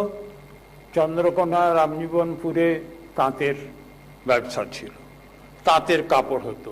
সে তাঁতের কাপড়ের সূক্ষ্মতা সে যে কোনো জায়গার তাঁতের কাপড়ের সঙ্গে, এমনকি পরবর্তীকালে মিলের কাপড়ের সঙ্গেও সেটাই করা যেত। এত সুতো কাটতে হতো যে সে তাতে তার সংসার চলে যেত এত বিক্রি করে। হ্যাঁ, চলে যেত এবং এরকম করেই তিনি চালিয়েছেন। তো এই চালনা থেকে মনে হচ্ছে, কিন্তু তার 20 বছর পরে, 30 বছর পরে আর সুতো বিক্রির জায়গা ছিল না। তখন আর রামজীবনপুরের তাঁতও ছিল না, চন্দ্রকোনার তাঁতও ছিল না। ওই যে খড়ার বলে একটা জায়গা আছে, সেখানে একটা কাঁসা পিতলের কারবার হয়, এখনো হয়, খুব কম। কাঁসা পিতলের কারবারে কাজ করত 9000 লোক, কম নয়। তারপরে এই যে ঘাটাল ছিল আর রাধানগর ছিল, সেই রাধানগরে একটা হাট ছিল, তাকে বলতো লাটের হাট। সেই লাটের হাটে রেশম বিক্রি হতো কোটি টাকার পর্যন্ত, আজকালের কোটি টাকা নয়, আজকালের কোটি টাকা তো ওই যারা ছোটখাটো আত্মসাৎ করে তারাই কোটি টাকা আত্মসাৎ করে। এটা কোটি টাকার ব্যবসা হতো প্রত্যেক হাট বাড়ি। এবং লাট সাহেব নিজে দেখতে এসেছিলেন বলে লাটের হাট বলতো। ঘাটালে দুটো কোম্পানির অফিস ছিল, সদর দপ্তর যাকে বলে, সেই দুটোই হচ্ছে মাল্টিন্যাশনাল কোম্পানি। তারা এই কাপড়, তারা রেশম বস্ত্র, কাঁসা এইসব কিনে তারা বাইরে চালান দিত। তারপরে বিদ্যাসাগর যখন 30 বছর বয়স, তখন সব বন্ধ হয়ে গেল। তখন আর সুতো কেটে চালাবার কোনো অবসর রইল না। আর ওই যে 9000 লোক, ওটা সব ছাঁটাই হয়ে গিয়ে 1000ও নয়, তার কমে চলে এলো। আর রেশম শিল্পে এতে কত গেল, সে তো অনেকই গেল। তো বিদ্যাসাগর একটা, যেটা আমি বলতে চাইছি, একটা সমৃদ্ধ, নিজে দরিদ্র ছিলেন কিন্তু একটা সমৃদ্ধ অঞ্চলে থাকতেন। তারপরে সেই সমৃদ্ধি গেল নষ্ট হয়ে। তারপরে তো কি হলো সেটা তো জানেন, কেন নষ্ট হলো। কলের হলো, কলের কাপড় তৈরি হতে আরম্ভ করলো। আমাদের দেশে কল এলো না, কল ওখানে, আমাদের তুলোগুলো ওখানে চলে যেতে লাগলো, সুতোর কলটাও ওখানে। রেশম চলে গেল, কাঁচা পিতল গিয়ে অন্য জিনিস এখানে এলো। এই করে ওই অঞ্চলটার সমৃদ্ধি নষ্ট হয়ে গেল। তো বিদ্যাসাগরের জীবন সেই জন্যে এই উপনিবেশিক রাজত্বের, উপনিবেশিক যে শাসন, সেই শাসনের সঙ্গে খুব অঙ্গাঙ্গিভাবে জড়িত। এইটা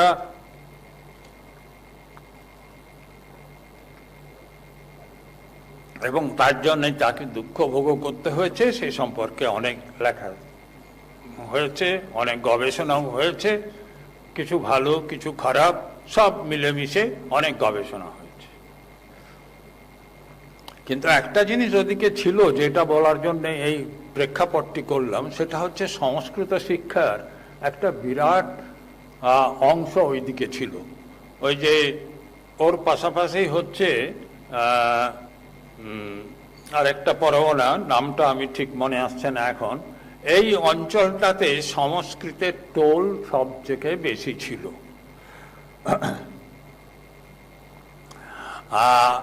সেই সংস্কৃতের টোলে সংস্কৃত শিক্ষা হতো, সাধারণ মানুষরাও সংস্কৃতে কথা বলতো। বিদ্যাসাগর ওই সাধারণ মানুষের মুখের কিছু শ্লোক তিনি সংগ্রহ করেছিলেন, খুব হাসির ব্যাপার, সেগুলি আমি আর এখন বলবো না। আর বিদ্যাসাগরের নিজের, উনি সত্যি অত্যন্ত ব্যক্তিত্ব সম্পন্ন মানুষ। তিনি যে তাকে হঠাৎ দেখে তার সঙ্গে কথাবার্তা বলে মনে হয় না তিনি হাস্যরসে এত অভ্যস্ত, কিন্তু আপনারা যদি সেইগুলি পড়েন তাহলে হাস্যরসের এটা বুঝতে পারবেন যে উনি সেইগুলি সংগ্রহ করেছিলেন। সাধারণ মানুষ সংস্কৃতে বলছে, সংস্কৃতটা তখন হচ্ছে উচ্চশিক্ষার ভাষা, সেই সংস্কৃতে যা বলেছে তিনি সেইগুলি সংগ্রহ করেছেন, বল সংস্কৃত, কিন্তু সেইগুলি সংগ্রহ করেছেন। অত্যন্ত হাসির ব্যাপার, আপনারা ওইগুলি পারলে পড়ে দেখবেন। আমার আজকে আর বিশেষ কিছু বলার নেই। আর এই যে দুর্দিন চলছে মানুষের পক্ষে, এই করোনা ভাইরাসের এতে আর বেশি বলে দীর্ঘ সময় আপনাদের আটকে রেখে আপনাদের কেন সকলেরই একটা সমস্যার সৃষ্টি করতে চাই না। আমি শুধু ধন্যবাদ জানাবো মেদিনীপুর বিদ্যাসাগর বিশ্ববিদ্যালয়কে। তারা আমার মতো একজনকে যে নির্বাচন করেছেন এই বিদ্যাসাগরের নামাঙ্কিত পুরস্কার দেওয়ার জন্যে, তার জন্যে আমি কৃতজ্ঞ এবং তাদের কাছে আমার কৃতজ্ঞতার শেষ নেই বলাটাই বোধহয় শেষ হবে, ভালো হবে। তো এই এবং আমি ছাড়া বাংলাদেশে অনেকেই বিদ্যাসাগরের চর্চা করেন, খুব ভালো করে করেন। তা সত্ত্বেও যে আমাকে দেওয়া হলো, এর মধ্যে একটা নিশ্চয় একটা অন্য কারণ আছে, সে কারণটি তো বললামই। আমি বিদ্যাসাগরের দেশের লোক, যাকে আমরা সোজা কথায় বলি পাশের গ্রামের লোক। ওই রাধানগর বলে যে জায়গা, সেইখানেই আমার বাড়ি। যাই হোক, তাদের আমি ধন্যবাদ জানাই। প্রফেসর রঞ্জন চক্রবর্তীকে আমার ধন্যবাদ জানাবার কোনো ভাষা নেই। তিনি বিদ্যাসাগর সম্পর্কে কি সুন্দরভাবে সমস্ত কথা বললেন। প্রায় তার চরিত্রের সমস্ত দিক তিনি আলোচনা করলেন অল্প পরিসরের মধ্যে। আর আমার ভাতৃপ্রতিম শিবাজী প্রতিম বসু, তাকেও আমি ধন্যবাদ জানাই। রেজিস্ট্রার এবং ডিনকে, তারা আমার সঙ্গে অনেকবারই যোগাযোগ করেছেন, তাদের ধন্যবাদ জানাচ্ছি। মঞ্চে উপবিষ্ট অন্য যারা আছেন তাদের সবাইকে আপনাদেরও ধন্যবাদ জানাই। আমি অত্যন্ত আনন্দিত, অত্যন্ত গর্বিত এই পুরস্কার পেয়ে, এবং আমার ধন্যবাদের ভাষা কম পড়ে যাবে যদি সঠিকভাবে আমার হৃদয়ের ভাষা বলতে হয়। এই বলে আবার আপনাদের ধন্যবাদ জানিয়ে, সবাইকে ধন্যবাদ জানিয়ে আমার বক্তব্য শেষ করছি।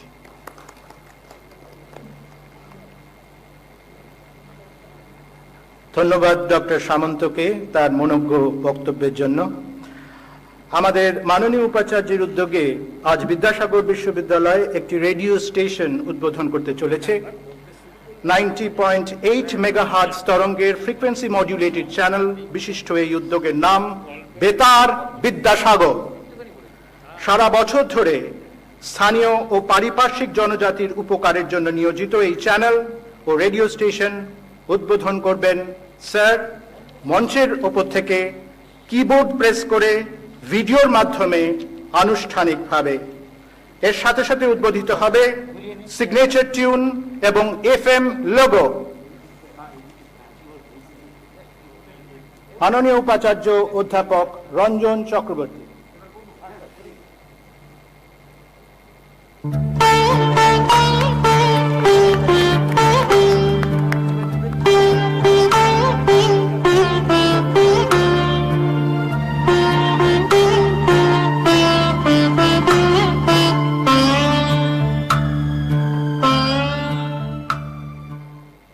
ধন্যবাদ শ্রদ্ধেয় উপাচার্য অধ্যাপক রঞ্জন চক্রবর্তী মহোদয়। আমি আপনার মানসপুত্র। আমি ধন্য আপনার সযত্ন সিঞ্চনে অঙ্কুরিত হয়েছি। সেই আপনার হাতের স্পর্শেই আজ প্রস্ফুটিত হলাম। ধন্যবাদ জানাই বিশ্ববিদ্যালয়ের প্রশাসন এবং ওয়েবেলকে তাদের সহযোগিতার জন্য। হে উপাচার্য মহোদয়, আমি গর্বিত সমাজের সকল স্তরের মানুষের পরিষেবা দানে নিজেকে উৎসর্গ করার এমন সুযোগ আজ আপনি আমায় দিলেন। আপনার তত্ত্বাবধানে ও তৎপরতায় এবং বন্ধু সমরূপদাতা বিশ্ববিদ্যালয়ের কম্পিউটার সেকশনের এক্সিকিউটিভ ডিরেক্টর মহাশয় হাত ধরে দিল্লির কঠিনতম নিয়মের বেড়াজাল পেরিয়ে কেন্দ্রীয় তথ্য ও সম্প্রচার মন্ত্রক থেকে আজ আমি অনুমোদিত প্রায় এবং সমাজের সেবায় উন্মুক্ত। আমি আপনাদের শোনাবো বিশ্ববিদ্যালয়ের নানা শিক্ষামূলক, গবেষণামূলক, আবহাওয়া, খেলাধুলো, উন্নয়ন সংক্রান্ত নানা অনুষ্ঠান ও সংবাদ। আপামর জনসাধারণকে শোনাবো স্বাস্থ্য সচেতনতামূলক, বিনোদনমূলক, কৃষি ও বিজ্ঞান ভিত্তিক অনুষ্ঠানের পাশাপাশি স্থানীয় মানুষের ভাষা ও সংস্কৃতির সঙ্গে সামঞ্জস্যপূর্ণ গান, নাটক, মনীষীদের কথা ও তাদের রচনাবলী থেকে পাঠ ইত্যাদি নানা বিনোদনমূলক অনুষ্ঠান। ঝড় বৃষ্টি রোদকে সঙ্গী করেই সবসময় আপনাদের সঙ্গে থাকব। হে উপাচার্য মহোদয়, আপনার দেওয়া নামেই আমার পরিচয়। হ্যাঁ, আমি বেতার বিদ্যাসাগর। আমি FM 90.8 বিদ্যাসাগর বিশ্ববিদ্যালয়ের অধীনে এই অঞ্চলের সর্বপ্রথম কমিউনিটি রেডিও স্টেশন। আপনারা আমায় FM 90.8 মেগাহার্জ বেতার তরঙ্গে টিউন করে আমার অনুষ্ঠান শুনবেন এই আশায় বেতার বিদ্যাসাগর FM 90.8 আপনাদের সাথে সবসময়।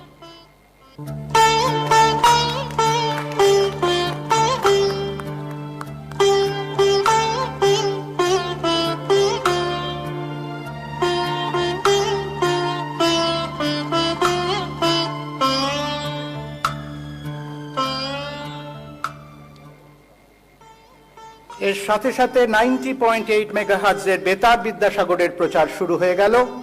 পশ্চিমবঙ্গের শিক্ষা প্রতিষ্ঠানগুলির মধ্যে অবশ্যই একটি অনন্য উদ্যোগ। আজকের মঞ্চে উপস্থিত এই অনুষ্ঠানের সমাপ্তি টানব, তার পরে আমাদের নিচে যেখানে আসল স্টুডিওটি স্থাপিত তার শিলা ফলক উন্মোচন করবেন স্যার। তবে এই অনুষ্ঠানের সমাপ্তির জন্য আমি আমাদের নিবন্ধক ডক্টর জয়ন্ত কিশোর নন্দীকে আহ্বান জানাচ্ছি ধন্যবাদ জ্ঞাপনের জন্য। ডক্টর নন্দী।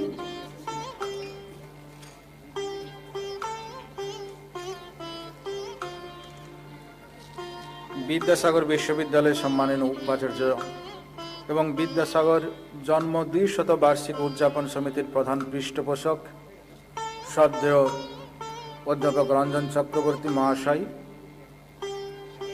ডক্টর অমিয় কুমার সামন্ত মহাশয়, বিশিষ্ট সমাজসেবক এবং শিক্ষাবিদ, প্রফেসর শিবাজী প্রতিম বসু মহাশয়, ডিন কলা ও বাণিজ্য বিভাগ, বিদ্যাসাগর বিশ্ববিদ্যালয় ও আহ্বায়ক বিদ্যাসাগর জন্ম 200 বার্ষিকী উদযাপন সমিতি, অধ্যাপক সুব্রত কুমার দে মহাশয়, ডিন বিজ্ঞান বিভাগ, বিদ্যাসাগর বিশ্ববিদ্যালয় এবং পৃষ্ঠপোষক বিদ্যাসাগর জন্ম 200 বার্ষিকী উদযাপন সমিতি,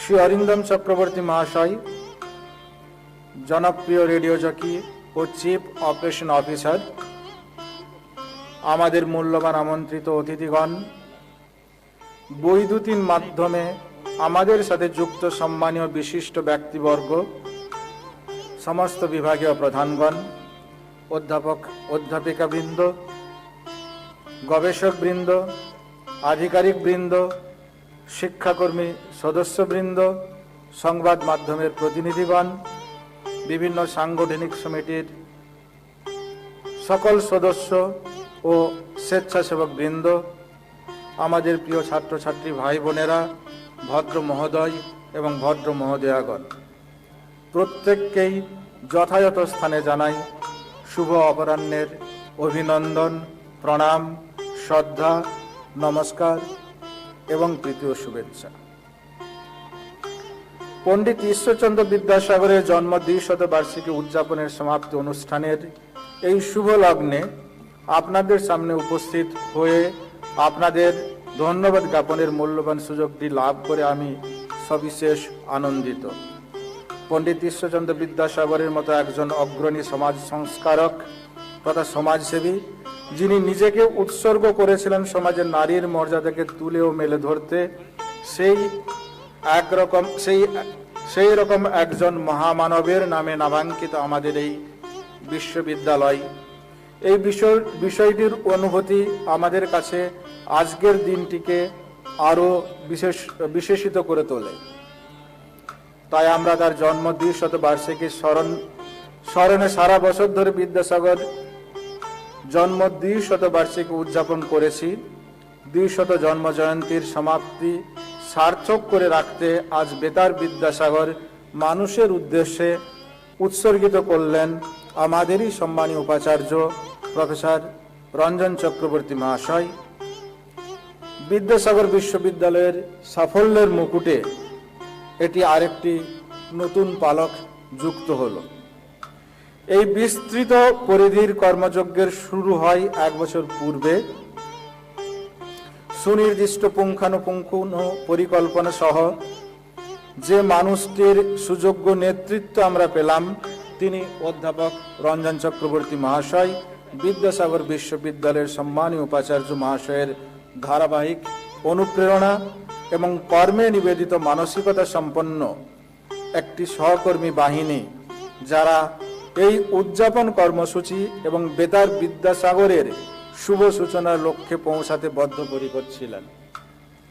এটা প্রকৃত অর্থে আমাদের কাছে সুগভীর গৌরবের, যখন আমরা আমাদের বিদ্যাসাগর বিশ্ববিদ্যালয়ের সম্মানীয় উপাচার্য অধ্যাপক রঞ্জন চক্রবর্তীর প্রতি আমাদের কৃতজ্ঞতা জানাবার সুযোগ পেয়ে থাকি।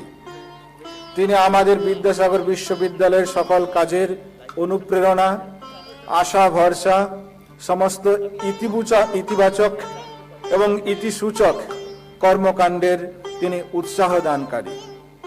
তার পথ প্রদর্শন এবং কাজের অনুকূল পরিবেশ সৃষ্টি এই আজকের মতো প্রত্যেকটি কর্মকাণ্ডেই সাফল্যের শিখরে পৌঁছে দিয়েছে। তারই নেতৃত্বে বিদ্যাসাগর বিশ্ববিদ্যালয়ের চত্বরে এসেছে বৈপ্লবিক উন্নয়ন। মাননীয় উপাচার্য মহাশয়, এই অনুষ্ঠানে আপনার আজকের এই উজ্জ্বল উপস্থিতি ও আপনার চিন্তা দিগন্ত বিস্তারকারী অভিভাষণের জন্য শ্রদ্ধা ও ধন্যবাদ জ্ঞাপন করি। আমি বিশ্বাস করি আমাদের মাননীয় উপাচার্য তেমন একজন ব্যক্তি যিনি যথার্থ অর্থে যত্নবান মানুষ, যিনি কর্মযোগে আছেন অবিরাম। আপনাকে জানাই শ্রদ্ধা ও ধন্যবাদ। আমি কৃতজ্ঞতা জানাই আজকের অনুষ্ঠানের আমন্ত্রণ গ্রহণপূর্বক উপস্থিত বিদ্যাসাগর পুরস্কার প্রাপক মাননীয় ডক্টর অমিয় কুমার সামন্ত মহাশয়কে, বিশিষ্ট শিক্ষাবিদ এবং সমাজসেবক। সমাজের প্রতি আপনার গভীর সদর্থক অনুভব ও বিভিন্নভাবে তার প্রতিফলনের জন্য এবং সর্বোপরি আপনার সেই সব সামাজিক দায়বদ্ধতার কর্মধারার সামান্যতম স্বীকৃতি গ্রহণ করার জন্য আপনাকে জানাই আমাদের শ্রদ্ধা ও ধন্যবাদ। ধন্যবাদ জানাই অধ্যাপক শিবাজী প্রতিম বসু, ডিন কলা ও বাণিজ্য বিভাগ, অধ্যাপক সুব্রত কুমার দে, ডিন বিজ্ঞান বিভাগ, শ্রী অরিন্দম চক্রবর্তী মহাশয়, চিফ অপারেশন অফিসার, আজকে আমাদের মধ্যে উপস্থিত থেকে আজকের এই অনুষ্ঠানকে গৌরবোজ্জ্বল করে তোলার জন্য আমি বিদ্যাসাগর বিশ্ববিদ্যালয়ের পক্ষ এবং আমার পক্ষ থেকে ধন্যবাদ জানাই। আজকের অনুষ্ঠানে বৈদ্যুতিন মাধ্যমে আমাদের সাথে যুক্ত সমস্ত সম্মানিত ও জ্ঞানীগুণী ব্যক্তিত্ব, অতিথি, সংবাদ মাধ্যম থেকে আগত প্রত্যেক প্রতিনিধিকে, যারা পৃথিবীর বিভিন্ন প্রান্ত থেকে আমাদের সাথে যুক্ত হয়ে এই অনুষ্ঠানকে গৌরবান্বিত করেছেন, তাদের প্রত্যেককে এবং সবাইকে আমরা ধন্যবাদ জানাবো। বিদ্যাসাগর বিশ্ববিদ্যালয়ের বিভিন্ন বিভাগের প্রধানদের, অধ্যাপক অধ্যাপিকাদের, আধিকারিকদের, অন্যান্য কর্মচারী সদস্যদের, স্বেচ্ছাসেবকদের এই অনুষ্ঠানকে সফল করে তুলতে তাদের নিরলস প্রচেষ্টার জন্য তাদের সকলকে অনেক অনেক ধন্যবাদ।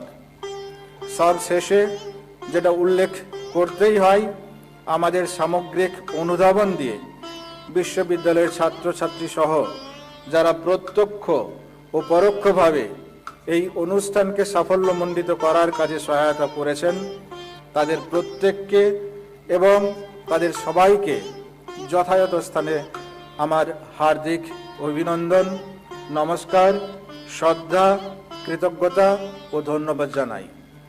এবং আমি বিশেষ ধন্যবাদ জানাই director computer centre director Shri Sunil Chandra Mallick মহাশয়কে। আজকের এই বেতার বিদ্যাসাগর, যার উদ্বোধন মাননীয় উপাচার্য মহোদয় কিছুক্ষণ আগেই করলেন, সেই সমস্ত কাজে নিযুক্ত থেকে এবং বিদ্যাসাগর বিশ্ববিদ্যালয়ের আজকের এই অনুষ্ঠানে বেতার বিদ্যাসাগরের যে পরিষেবা বিদ্যাসাগর বিশ্ববিদ্যালয়ের পক্ষ থেকে সমস্ত সমাজের লোকের জন্য মাননীয় উপাচার্য মহোদয় উৎসর্গিত করলেন, তার পরিচালনা করার জন্য এবং এই বেতার বিদ্যাসাগরকে সুষ্ঠু রূপ দেওয়ার জন্য ওয়েবেলের পক্ষ থেকে যে সমস্ত বিশিষ্ট ব্যক্তিবর্গ আমাদের এখানে উপস্থিত আছেন, তাদের সবাইকে ধন্যবাদ এবং শ্রদ্ধা ও নমস্কার। সবাইকে আরেকবার।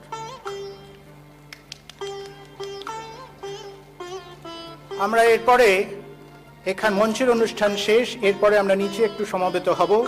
তার আগে বলে রাখি বারবার করে, শুনতে থাকুন আমাদের বেতার Vidyasagar 90.8 megahertz. Stay tuned to 90.8 বেতার বিদ্যাসাগর। সব সময় বেতার বিদ্যাসাগরে আমরা আনুষ্ঠানিক এই অনুষ্ঠানের মঞ্চের অনুষ্ঠান এখানেই শেষ করলাম। আমি শুনছেন অভ্যাগত সবাইকে বলছি, 90.8 বেতার বিদ্যাসাগর, আপনার সাথে সব সময়। বেতার বিদ্যাসাগরে এখন রবীন্দ্রসঙ্গীত সোমা চক্রবর্তীর কণ্ঠে।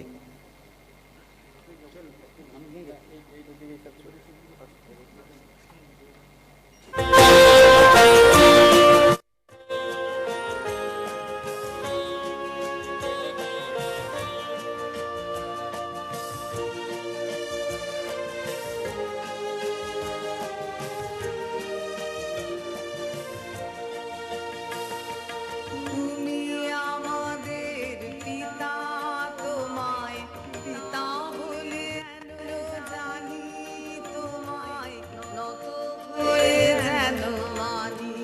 তুমি করুণা করুণা দোষ। তুমি আমাদের পিতা, তোমায় পিতা বলে যেন জানি, তোমায় নত হয়ে যেন মানি। তুমি করুণা করুণা দোষ। হে পিতা হে দেব দূর করে দাও যত পাপ যত দোষ। তুমি করুণা করুণা দোষ। হে পিতা হে দেব দূর করে দাও যত পাপ যত দোষ। তুমি করুণা করুণা দোষ। যাহা ভালো তাই দাও আমাদের, যাহাতে তোমার দোষ। তুমি করুণা করুণা দোষ।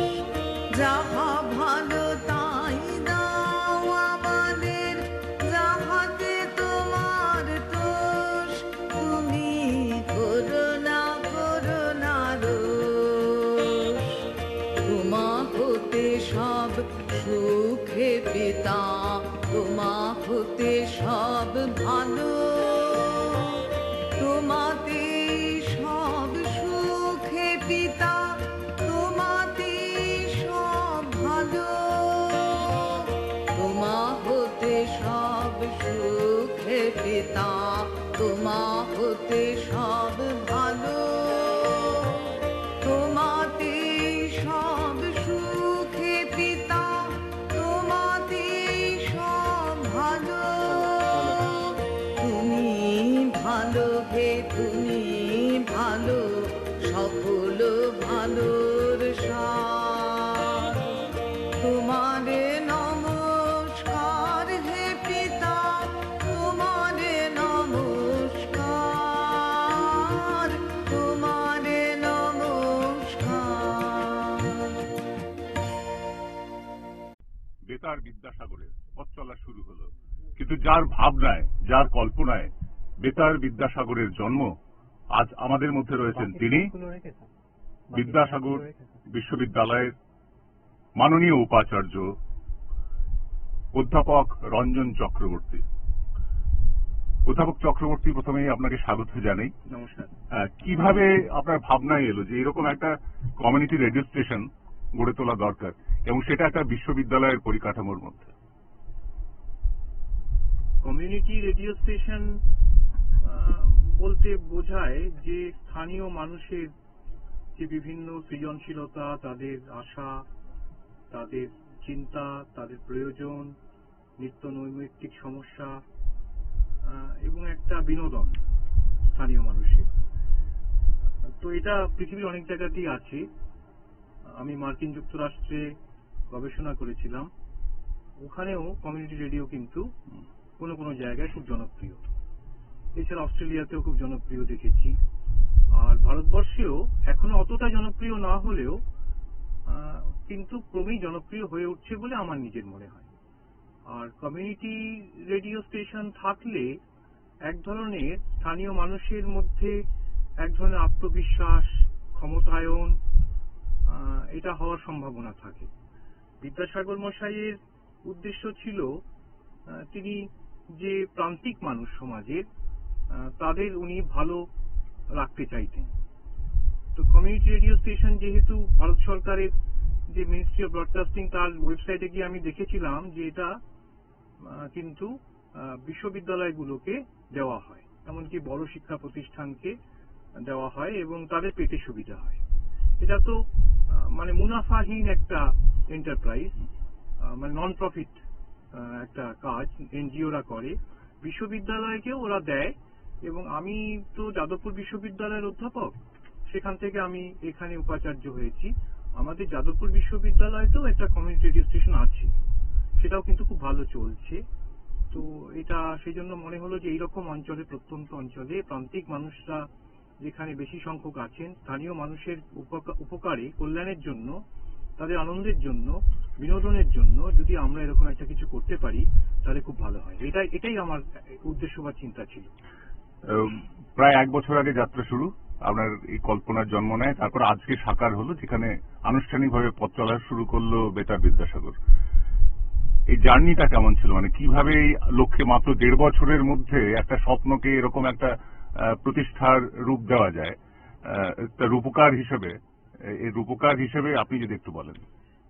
না অরিন্দম বাবু, আসলে 1 বছর না, 1.5 বছর, প্রায় 1.5 বছর। মানে সরকারিভাবে কাগজপত্র আদান প্রদান এবং প্রচেষ্টা শুরু হয়েছে 1.5 বছর আগে, কিন্তু চিন্তাটা আরো পুরনো, বোধহয় প্রায় বছর 2 ধরে আমরা এই চিন্তা করছি।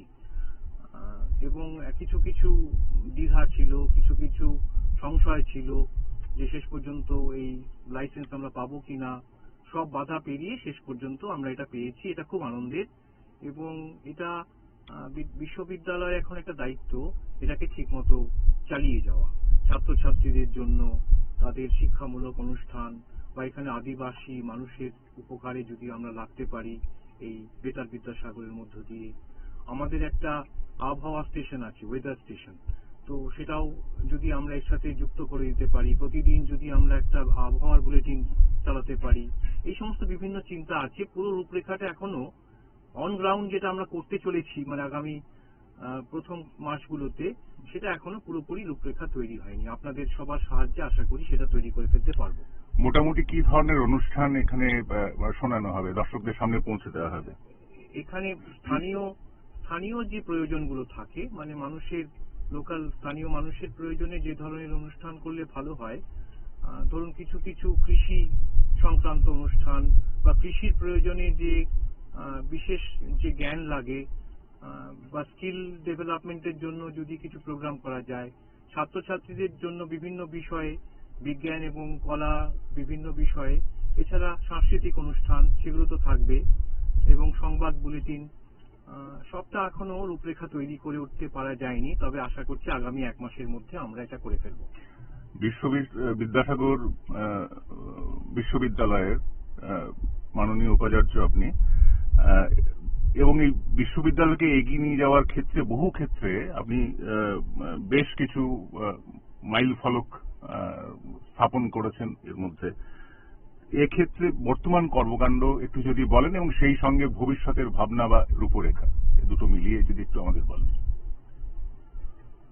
এখনো পর্যন্ত বিদ্যাসাগর বিশ্ববিদ্যালয়ে আমরা কিছু কাজ করেছি সবাই মিলে, যেমন ধরুন যে পরিকাঠামো বলতে যেটা বোঝায়, একটা বিশ্ববিদ্যালয় ভালো হতে গেলে একাডেমিক গবেষণা এবং পঠন পাঠন সেটা একটা দিক থাকে, কিন্তু আপনার পঠন পাঠন এবং গবেষণা সেটা যদি ভালো করতে হয় তাহলে একটা আদর্শ পরিকাঠামো কিন্তু থাকা দরকার। সেই পরিকাঠামোর অংশটা আমরা এখন সম্পূর্ণ প্রায় করে এনেছি। মানে আমাদের যে গ্রন্থাগার সেটা খুব আধুনিক, পশ্চিমবাংলার কোনো বিশ্ববিদ্যালয়ে এই মুহূর্তে এইরকম আধুনিক গ্রন্থাগার কিন্তু নেই, সম্পূর্ণ অটোমেটিক, এবং আপনি বই ইস্যু করবেন এবং সেটা কিন্তু সবটাই কোনোভাবে ম্যানুয়ালি করা হবে না, সবটাই যন্ত্রের মধ্যে দিয়ে। বিদেশের বিশ্ববিদ্যালয়গুলোতে যেভাবে স্ক্যানিং করে বই ইস্যু করে, আমরা ঠিক সেইভাবে আমাদের লাইব্রেরিকে তৈরি করেছি। আর এছাড়া গবেষণাগারগুলো আগের থেকে অনেক আধুনিক হয়েছে, কিন্তু আমরা এই যে পরিকাঠামোগত উন্নয়ন, এবারে তার বাইরে গিয়ে আরো বেশি করে একাডেমিক রিসার্চের দিকে যেতে চাই। এটা মানে আমাদের পরবর্তী পদক্ষেপ বা পরিকল্পনা চিন্তা এর মধ্যে আছে। আপনি তো মানে বিশিষ্ট ইতিহাসবিদ এবং আপনার মানে পুরো বিষয়ে মানে পরিবেশ সংক্রান্ত বিষয় নিয়ে আপনার গবেষণা আন্তর্জাতিক ক্ষেত্রে স্বীকৃত। এ বিষয়ে আপনি যেমন মার্কিন যুক্তরাষ্ট্র, অস্ট্রেলিয়া বা লন্ডনে বিভিন্ন বিশ্ববিদ্যালয়ে আপনি গবেষণা করেছেন ফেলোশিপ নিয়ে, এবং আপনার প্রচুর গবেষণা পেপার রয়েছে এর উপরে। আজকের দিনের যে পরিবেশ, এই পরিবেশ ভাবনা, মানে পরিবেশ হচ্ছে এমন একটা বিষয় যেন আমাদের যেটা হয় যে ঘরের বিষয় সবচেয়ে বেশি অবহেলিত। আমাদের ঘরের পাশের পরিবেশটাই আমরা সেভাবে দেখি না, মানে জানি হয়তো জানার ব্যাপারে। এই ক্ষেত্রে আজকে যে মানে পিছিয়ে থাকা পরিবেশ সম্পর্কে ভাবনাটাকে একটা অবহেলার মধ্যে দেখা, এই জায়গাটাকে আপনি কিভাবে দেখেন? এটা দুটো দিকের কথা বলছি। প্রথমত, পরিবেশ কিন্তু এখন আর গুরুত্বহীন না। পরিবেশ নিয়ে কিন্তু চিন্তা ভাবনা সারা পৃথিবীতেই চলছে। তবে যেটা আপনার একাডেমিক গবেষণা, মানে যেটা পঠন পাঠন, পরিবেশ নিয়ে পঠন পাঠন, বিশেষ করে হিউম্যানিটিজের ছাত্ররা যে পরিবেশ সম্পর্কে চিন্তা করে, গবেষণা করে, সেই দিকটা কিন্তু মানে একাডেমিক সাইড অফ এনভায়রনমেন্টালিজম সেটা খানিকটা অবহেলিত দক্ষিণ এশিয়ার দেশগুলোতে, বা যেগুলো আর্থিকভাবে দুর্বল দেশ সেখানে হয়তো খানিকটা ঘাটতি আছে। কিন্তু পরিবেশ আবার এক ধরনের অ্যাক্টিভিজম তৈরি করে, মানে পরিবেশের চেতনা, মানে এনভায়রনমেন্টাল মুভমেন্ট নিয়ে আসে। সেই দিক থেকে কিন্তু দক্ষিণ এশিয়া, ভারতবর্ষ বা দরিদ্র দেশগুলো পেছিয়ে নেই। পাশ্চাত্যে মানে ইউরোপের দেশগুলোতে, উন্নত দেশগুলোতে এবং মার্কিন যুক্তরাষ্ট্রে পরিবেশ নিয়ে গবেষণাটা সম্পূর্ণ ইন্টারডিসিপ্লিনারি হয়ে গেছে। মানে আপনি ইতিহাস পড়েছেন না, আপনি বটানি পড়েছেন না, আপনি ভূগোল পড়েছেন, সেটা খুব বেশি বড় কথা না। একটা পর্যায়ের পরে সবটাই ইন্টারডিসিপ্লিনারি।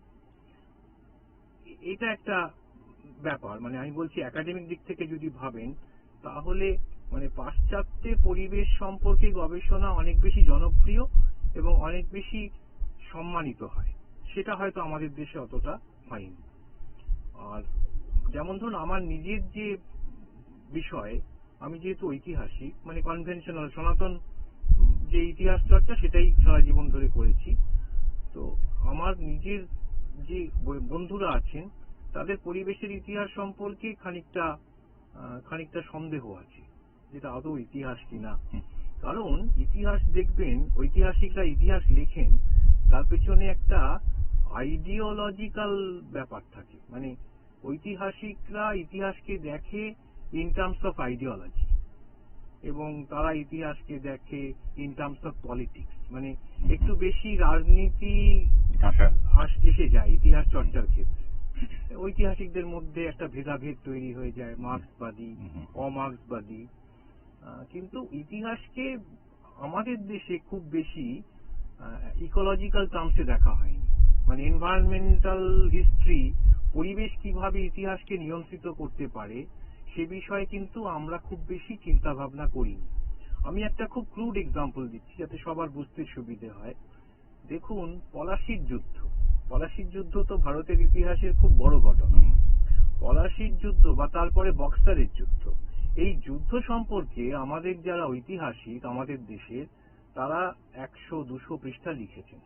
কিন্তু যে পরিবেশের মধ্যে, যে প্রকৃতির মধ্যেই যুদ্ধ হচ্ছে এবং প্রকৃতি কতটা যুদ্ধের ফলাফলকে প্রভাবিত করছে সে বিষয়ে কিন্তু আমাদের ঐতিহাসিকরা খুব বেশি আগ্রহ প্রকাশ করেন। একটা কথা মনে রাখা দরকার যে আমাদের যে সামাজিক নিয়ম কানুন বা রিচুয়ালস, ইভেন রিচুয়ালস, সেটাও কিন্তু অনেকটা নিয়ন্ত্রিত হয় পরিবেশের দ্বারা। দেখুন, মুসলমানরা মৃত্যুর পরে মৃতদেহ সেটা তারা দাহ করতে পারে না, ধর্মানুযায়ী সেটা হয় না, খ্রিস্টানরাও পারে না। তার কারণটা কিন্তু খুব সিম্পল, একটা এনভায়রনমেন্টাল ডিটারমিনিজম আছে। হিন্দুরা দেহ দাহ করে। সেই এনভায়রনমেন্টাল ডিটারমিনিজমটা কি? খুব একটা সহজ সরলীকৃত ব্যাপার। যেখানে ইসলাম ধর্মের উৎপত্তি হয়েছে বা খ্রিস্ট ধর্মের উৎপত্তি হয়েছে সেটা কিন্তু মূলত ডেজার্ট। সেখানে খুব বেশি গাছপালা নেই, উডি ট্রিজ নেই। আর হিন্দু ধর্ম, বৈদিক যে হিন্দু ধর্ম, তার যেখানে উৎপত্তি, সেটা কিন্তু দেখুন এমন একটা জায়গায় যেখানে প্রচুর গাছপালা, সবুজ একটা অঞ্চল, মানে যেটা আর্যাবর্ত যে জায়গাটাকে আমরা বলি, মানে গ্যাঞ্জেটিক প্লেন ভারতবর্ষে, সেখানে প্রচুর গাছ, উডি ট্রিজ, তাই দেহ দাহ করা খুব সহজ। তো এটা খুব একটা ক্রুড দৃষ্টান্ত দিলাম, কিন্তু অনেক ক্ষেত্রেই পরিবেশ কিন্তু অনেকটাই নিয়ন্ত্রিত করে মানুষের জীবনকে, মানুষের সংস্কৃতিকে। কিন্তু ঐতিহাসিকরা যেহেতু ইতিহাসকে শুধুমাত্র রাজনৈতিক ভাবে দেখার চেষ্টা করেন, মতাদর্শগত ভাবে দেখার চেষ্টা করেন, সব সময়ই তাতে একটা গোলমাল হয় বলে আমার মতো যারা এনভায়রনমেন্টাল হিস্টোরিয়ান তাদের মনে হয়। আজকের এই অতিমারির সময় বিশ্বজুড়ে করোনা, সাধারণভাবে যে আমাদের যে পরিবেশ আর কি, আমরা যে পরিবেশের মধ্যে বাঁচি, এই ক্লোরোফ্লোরো কার্বন বলুন বা ওজোন লেয়ারে লিকেজ বলুন বা গ্লেসিয়ার বরফ গলে যাওয়ার ব্যাপার বলুন, সমুদ্রের জলস্তর উঠে আসা বলুন, বহু ক্ষেত্রে বলছে যে করোনা অন্তত একটা ভালো কাজ করেছে, পরিবেশটাকে সাধারণভাবে যে সামাজিক পরিবেশ বা এইটাকে অন্তত উন্নতি হয়েছে, যার অন্য একটা এফেক্টও আমরা বিভিন্ন জায়গায় দেখতে পাচ্ছি যে আকাশ নাকি আজকাল, এরা বেশি ক্ষেত্রেই মিমস সব নানা জায়গায় দেখা যাচ্ছে যে এখানে কলকাতা থেকে টাইগার হিলের সূর্যোদয় দেখা যাচ্ছে, গোছের গল্প। কিন্তু মুদ্রা কথা হচ্ছে আকাশ, এত নির্মল আকাশ দেখা যেত না আগে, যেটা ধোঁয়ায় ঢেকে থাকতো। আপনি কি মনে করেন যে মানে করোনা সত্যিকারের পরিবেশের কোনো উন্নতি ঘটালো? এটা হয়তো সাময়িক, তবে হ্যাঁ, আমরা এই কোভিড-19 ক্রাইসিসের মধ্য দিয়ে হয়তো আরেকটু শিক্ষিত হয়ে ফিরবো পুরনো জীবনে। নিউ নর্মাল থেকে আবার যদি নর্মালে যাই, তবে এই যে নিউ নর্মাল, সেটা পুরোপুরি অনেকে আশা করছে নর্মাল হয়ে যেতে পারে, এমনটা কিন্তু হবে না। কারণ এই পোস্ট কোভিড যে পৃথিবীটা, উত্তর কোভিড যে পৃথিবীটা, সেটা কিন্তু একটু আলাদা হবে, আলাদা হতে চলেছে, সেটা বিশেষজ্ঞরা বলছেন। আমার যেটা নিজের মনে হয় যে এই যে আপনার ফসিল ফুয়েলের ব্যবহারটা কমে গেছে মানে রাতারাতি এই গত 6 মাস ধরে একটা সংকটের জন্য, সেটা আমরা কতটা চালাতে পারবো বলতে পারি না, কতদিন চালাতে পারবো। কিন্তু খানিকটা নতুন প্রশ্ন তো এসে গেছে, কতগুলো মৌলিক প্রশ্ন। প্রকৃতির ব্যবহার আমরা কিভাবে করব সেটা নতুন করে ভাবতে হবে, কারণ এটা একটা অর্থে কিন্তু একটা এনভায়রনমেন্টাল ডিজাস্টার। এই যে কোভিড-19 যে প্যান্ডেমিক, এটা কিন্তু একটা সংকট, পরিবেশের সংকট সার্বিকভাবে। এই প্রসঙ্গে একটু জাস্ট আপনার সামনে করতে চাই যে করোনা অ্যাকচুয়ালি একটা, সেটার সমগ্র বিশ্ব জুড়ে এবং আমাদের সমাজেও একটা অন্য পরিবর্তনের মুখে আমাদের দাঁড় করিয়ে দিয়েছে, বা এমন একটা অদ্ভুত আতঙ্ক বা চাপের মধ্যে আমাদের মধ্যে রেখেছে, দমবন্ধ একটা পরিবেশ। এটাকে অন্যভাবে দেখতে গেলে বিদ্যাসাগর যে সময় জন্মগ্রহণ করেছিলেন আজ থেকে 200 বছর আগে, সেই সময় কিন্তু আমাদের সমাজ জীবনে অন্যভাবে দেখতে গেলে যে করোনার যে দমবন্ধ ভাবনার অসারতা, কুপমণ্ডুকতা, 200 বছর আগে বিদ্যাসাগরের জন্ম এমন একটা সময় হয়েছিল যখন সমাজে এরকম একটা পরিবেশ পরিস্থিতি ছিল। আজকের ক্ষেত্রে সমাজ জীবনেও কিছু ক্ষেত্রে এই ভাবনার অসারতা, অন্ধকারময়তা, কুপমণ্ডুকতা এসব দেখা যাচ্ছে। তো তৎকালীন সমাজকে আমাদের অদম্য পৌরুষ এবং অক্ষয় মনুষ্যত্বের অধিকারী বিদ্যাসাগর তৎকালীন সময়ে তিনি সমাজকে দিশা দেখিয়েছিলেন, স্যানিটাইজ করেছিলেন। আজকের দিনে বিদ্যাসাগরের প্রাসঙ্গিকতা কতটা, বা সে বিদ্যাসাগরের কোন ভাবধারা বা ভাবাদর্শ, সেটা আমাদের আবার মানে নিজেদের স্যানিটাইজ করতে সাহায্য করবে। সেটাই মানে আসলে সবচেয়ে বেশি চিন্তার, মানে বিদ্যাসাগরের ওই দিকটা যেটা আমি বলার চেষ্টা করছিলাম কিছুক্ষণ আগেও, বিদ্যাসাগরের যে এই মানে মনুষ্যত্ব এবং তার যে অজেয় পৌরুষ, মানে ওর যে সাহস, অদম্য সাহস, এবং এই মানুষটার যে দয়া, ওকে তো দয়ার সাগরও বলা হয়, এই যে মনুষ্যত্ব, এইটাকে আমাদের ভালো করে বোঝা দরকার যদি আমরা সমাজকে স্যানিটাইজ করতে চাই। সমাজের তো অনেক রকমের ভাইরাস আছে, কোভিড-19 তো একটা ভাইরাস। এমন অনেক ঘটনা চারপাশে ঘটছে যেখানে আমরা একটু বিস্মিত হয়ে যাচ্ছি। একজন মানুষ রাস্তায় পড়ে কাতরাচ্ছে, কেউ ফিরে তাকাচ্ছে না। বা এরকম নৃশংসতার বিভিন্ন দৃষ্টান্ত আমরা প্রতিদিন সংবাদপত্রে পাচ্ছি। আমরা কোথায় যাচ্ছি? মানে একটা ডিহিউম্যানাইজড সোসাইটির দিকে যাব, নাকি বিদ্যাসাগরের মতো মানুষের যে গুণাবলী তার প্রশংসা করব, তাকে আরো বেশি করে সবার সামনে হাজির করব?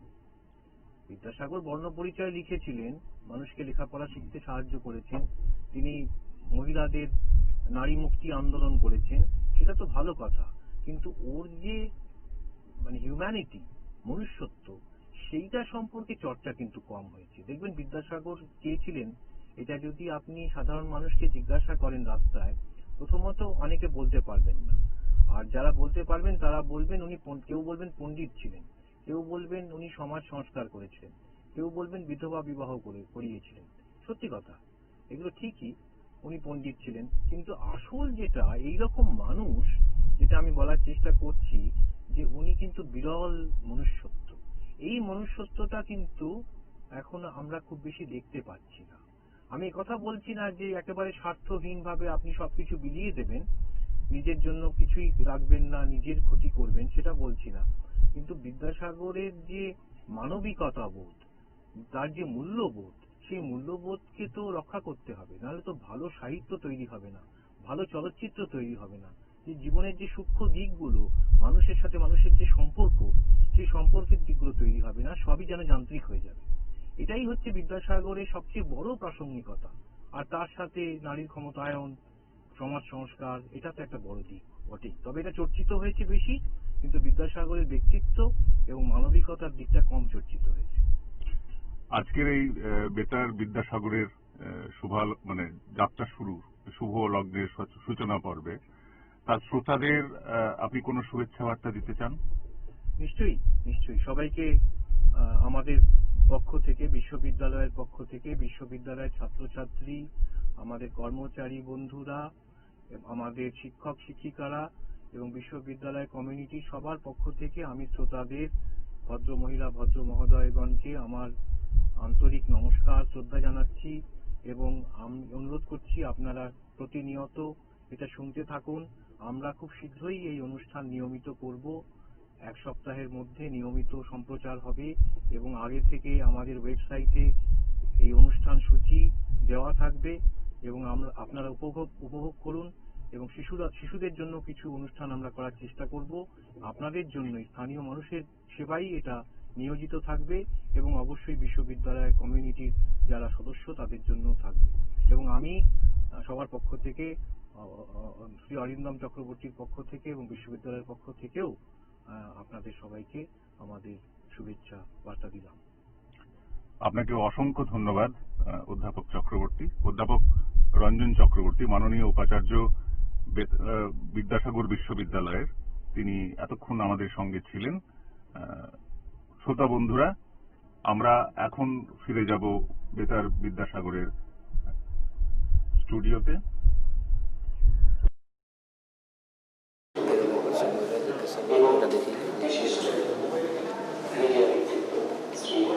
চক্রবর্তী মহাশয়, ঠিক ওই প্রসঙ্গে আমি কথা বলব যে বিদ্যাসাগর তার ব্যক্তি না তার পরিধি রবীন্দ্রনাথের চোখে কিভাবে ধরা পড়েছিল। ম্যাকবেথ তর্জমা শেষে শিক্ষক বুক দৌড় শুরু করে দিয়েছিল, তাহার মুখে ছবি দেখে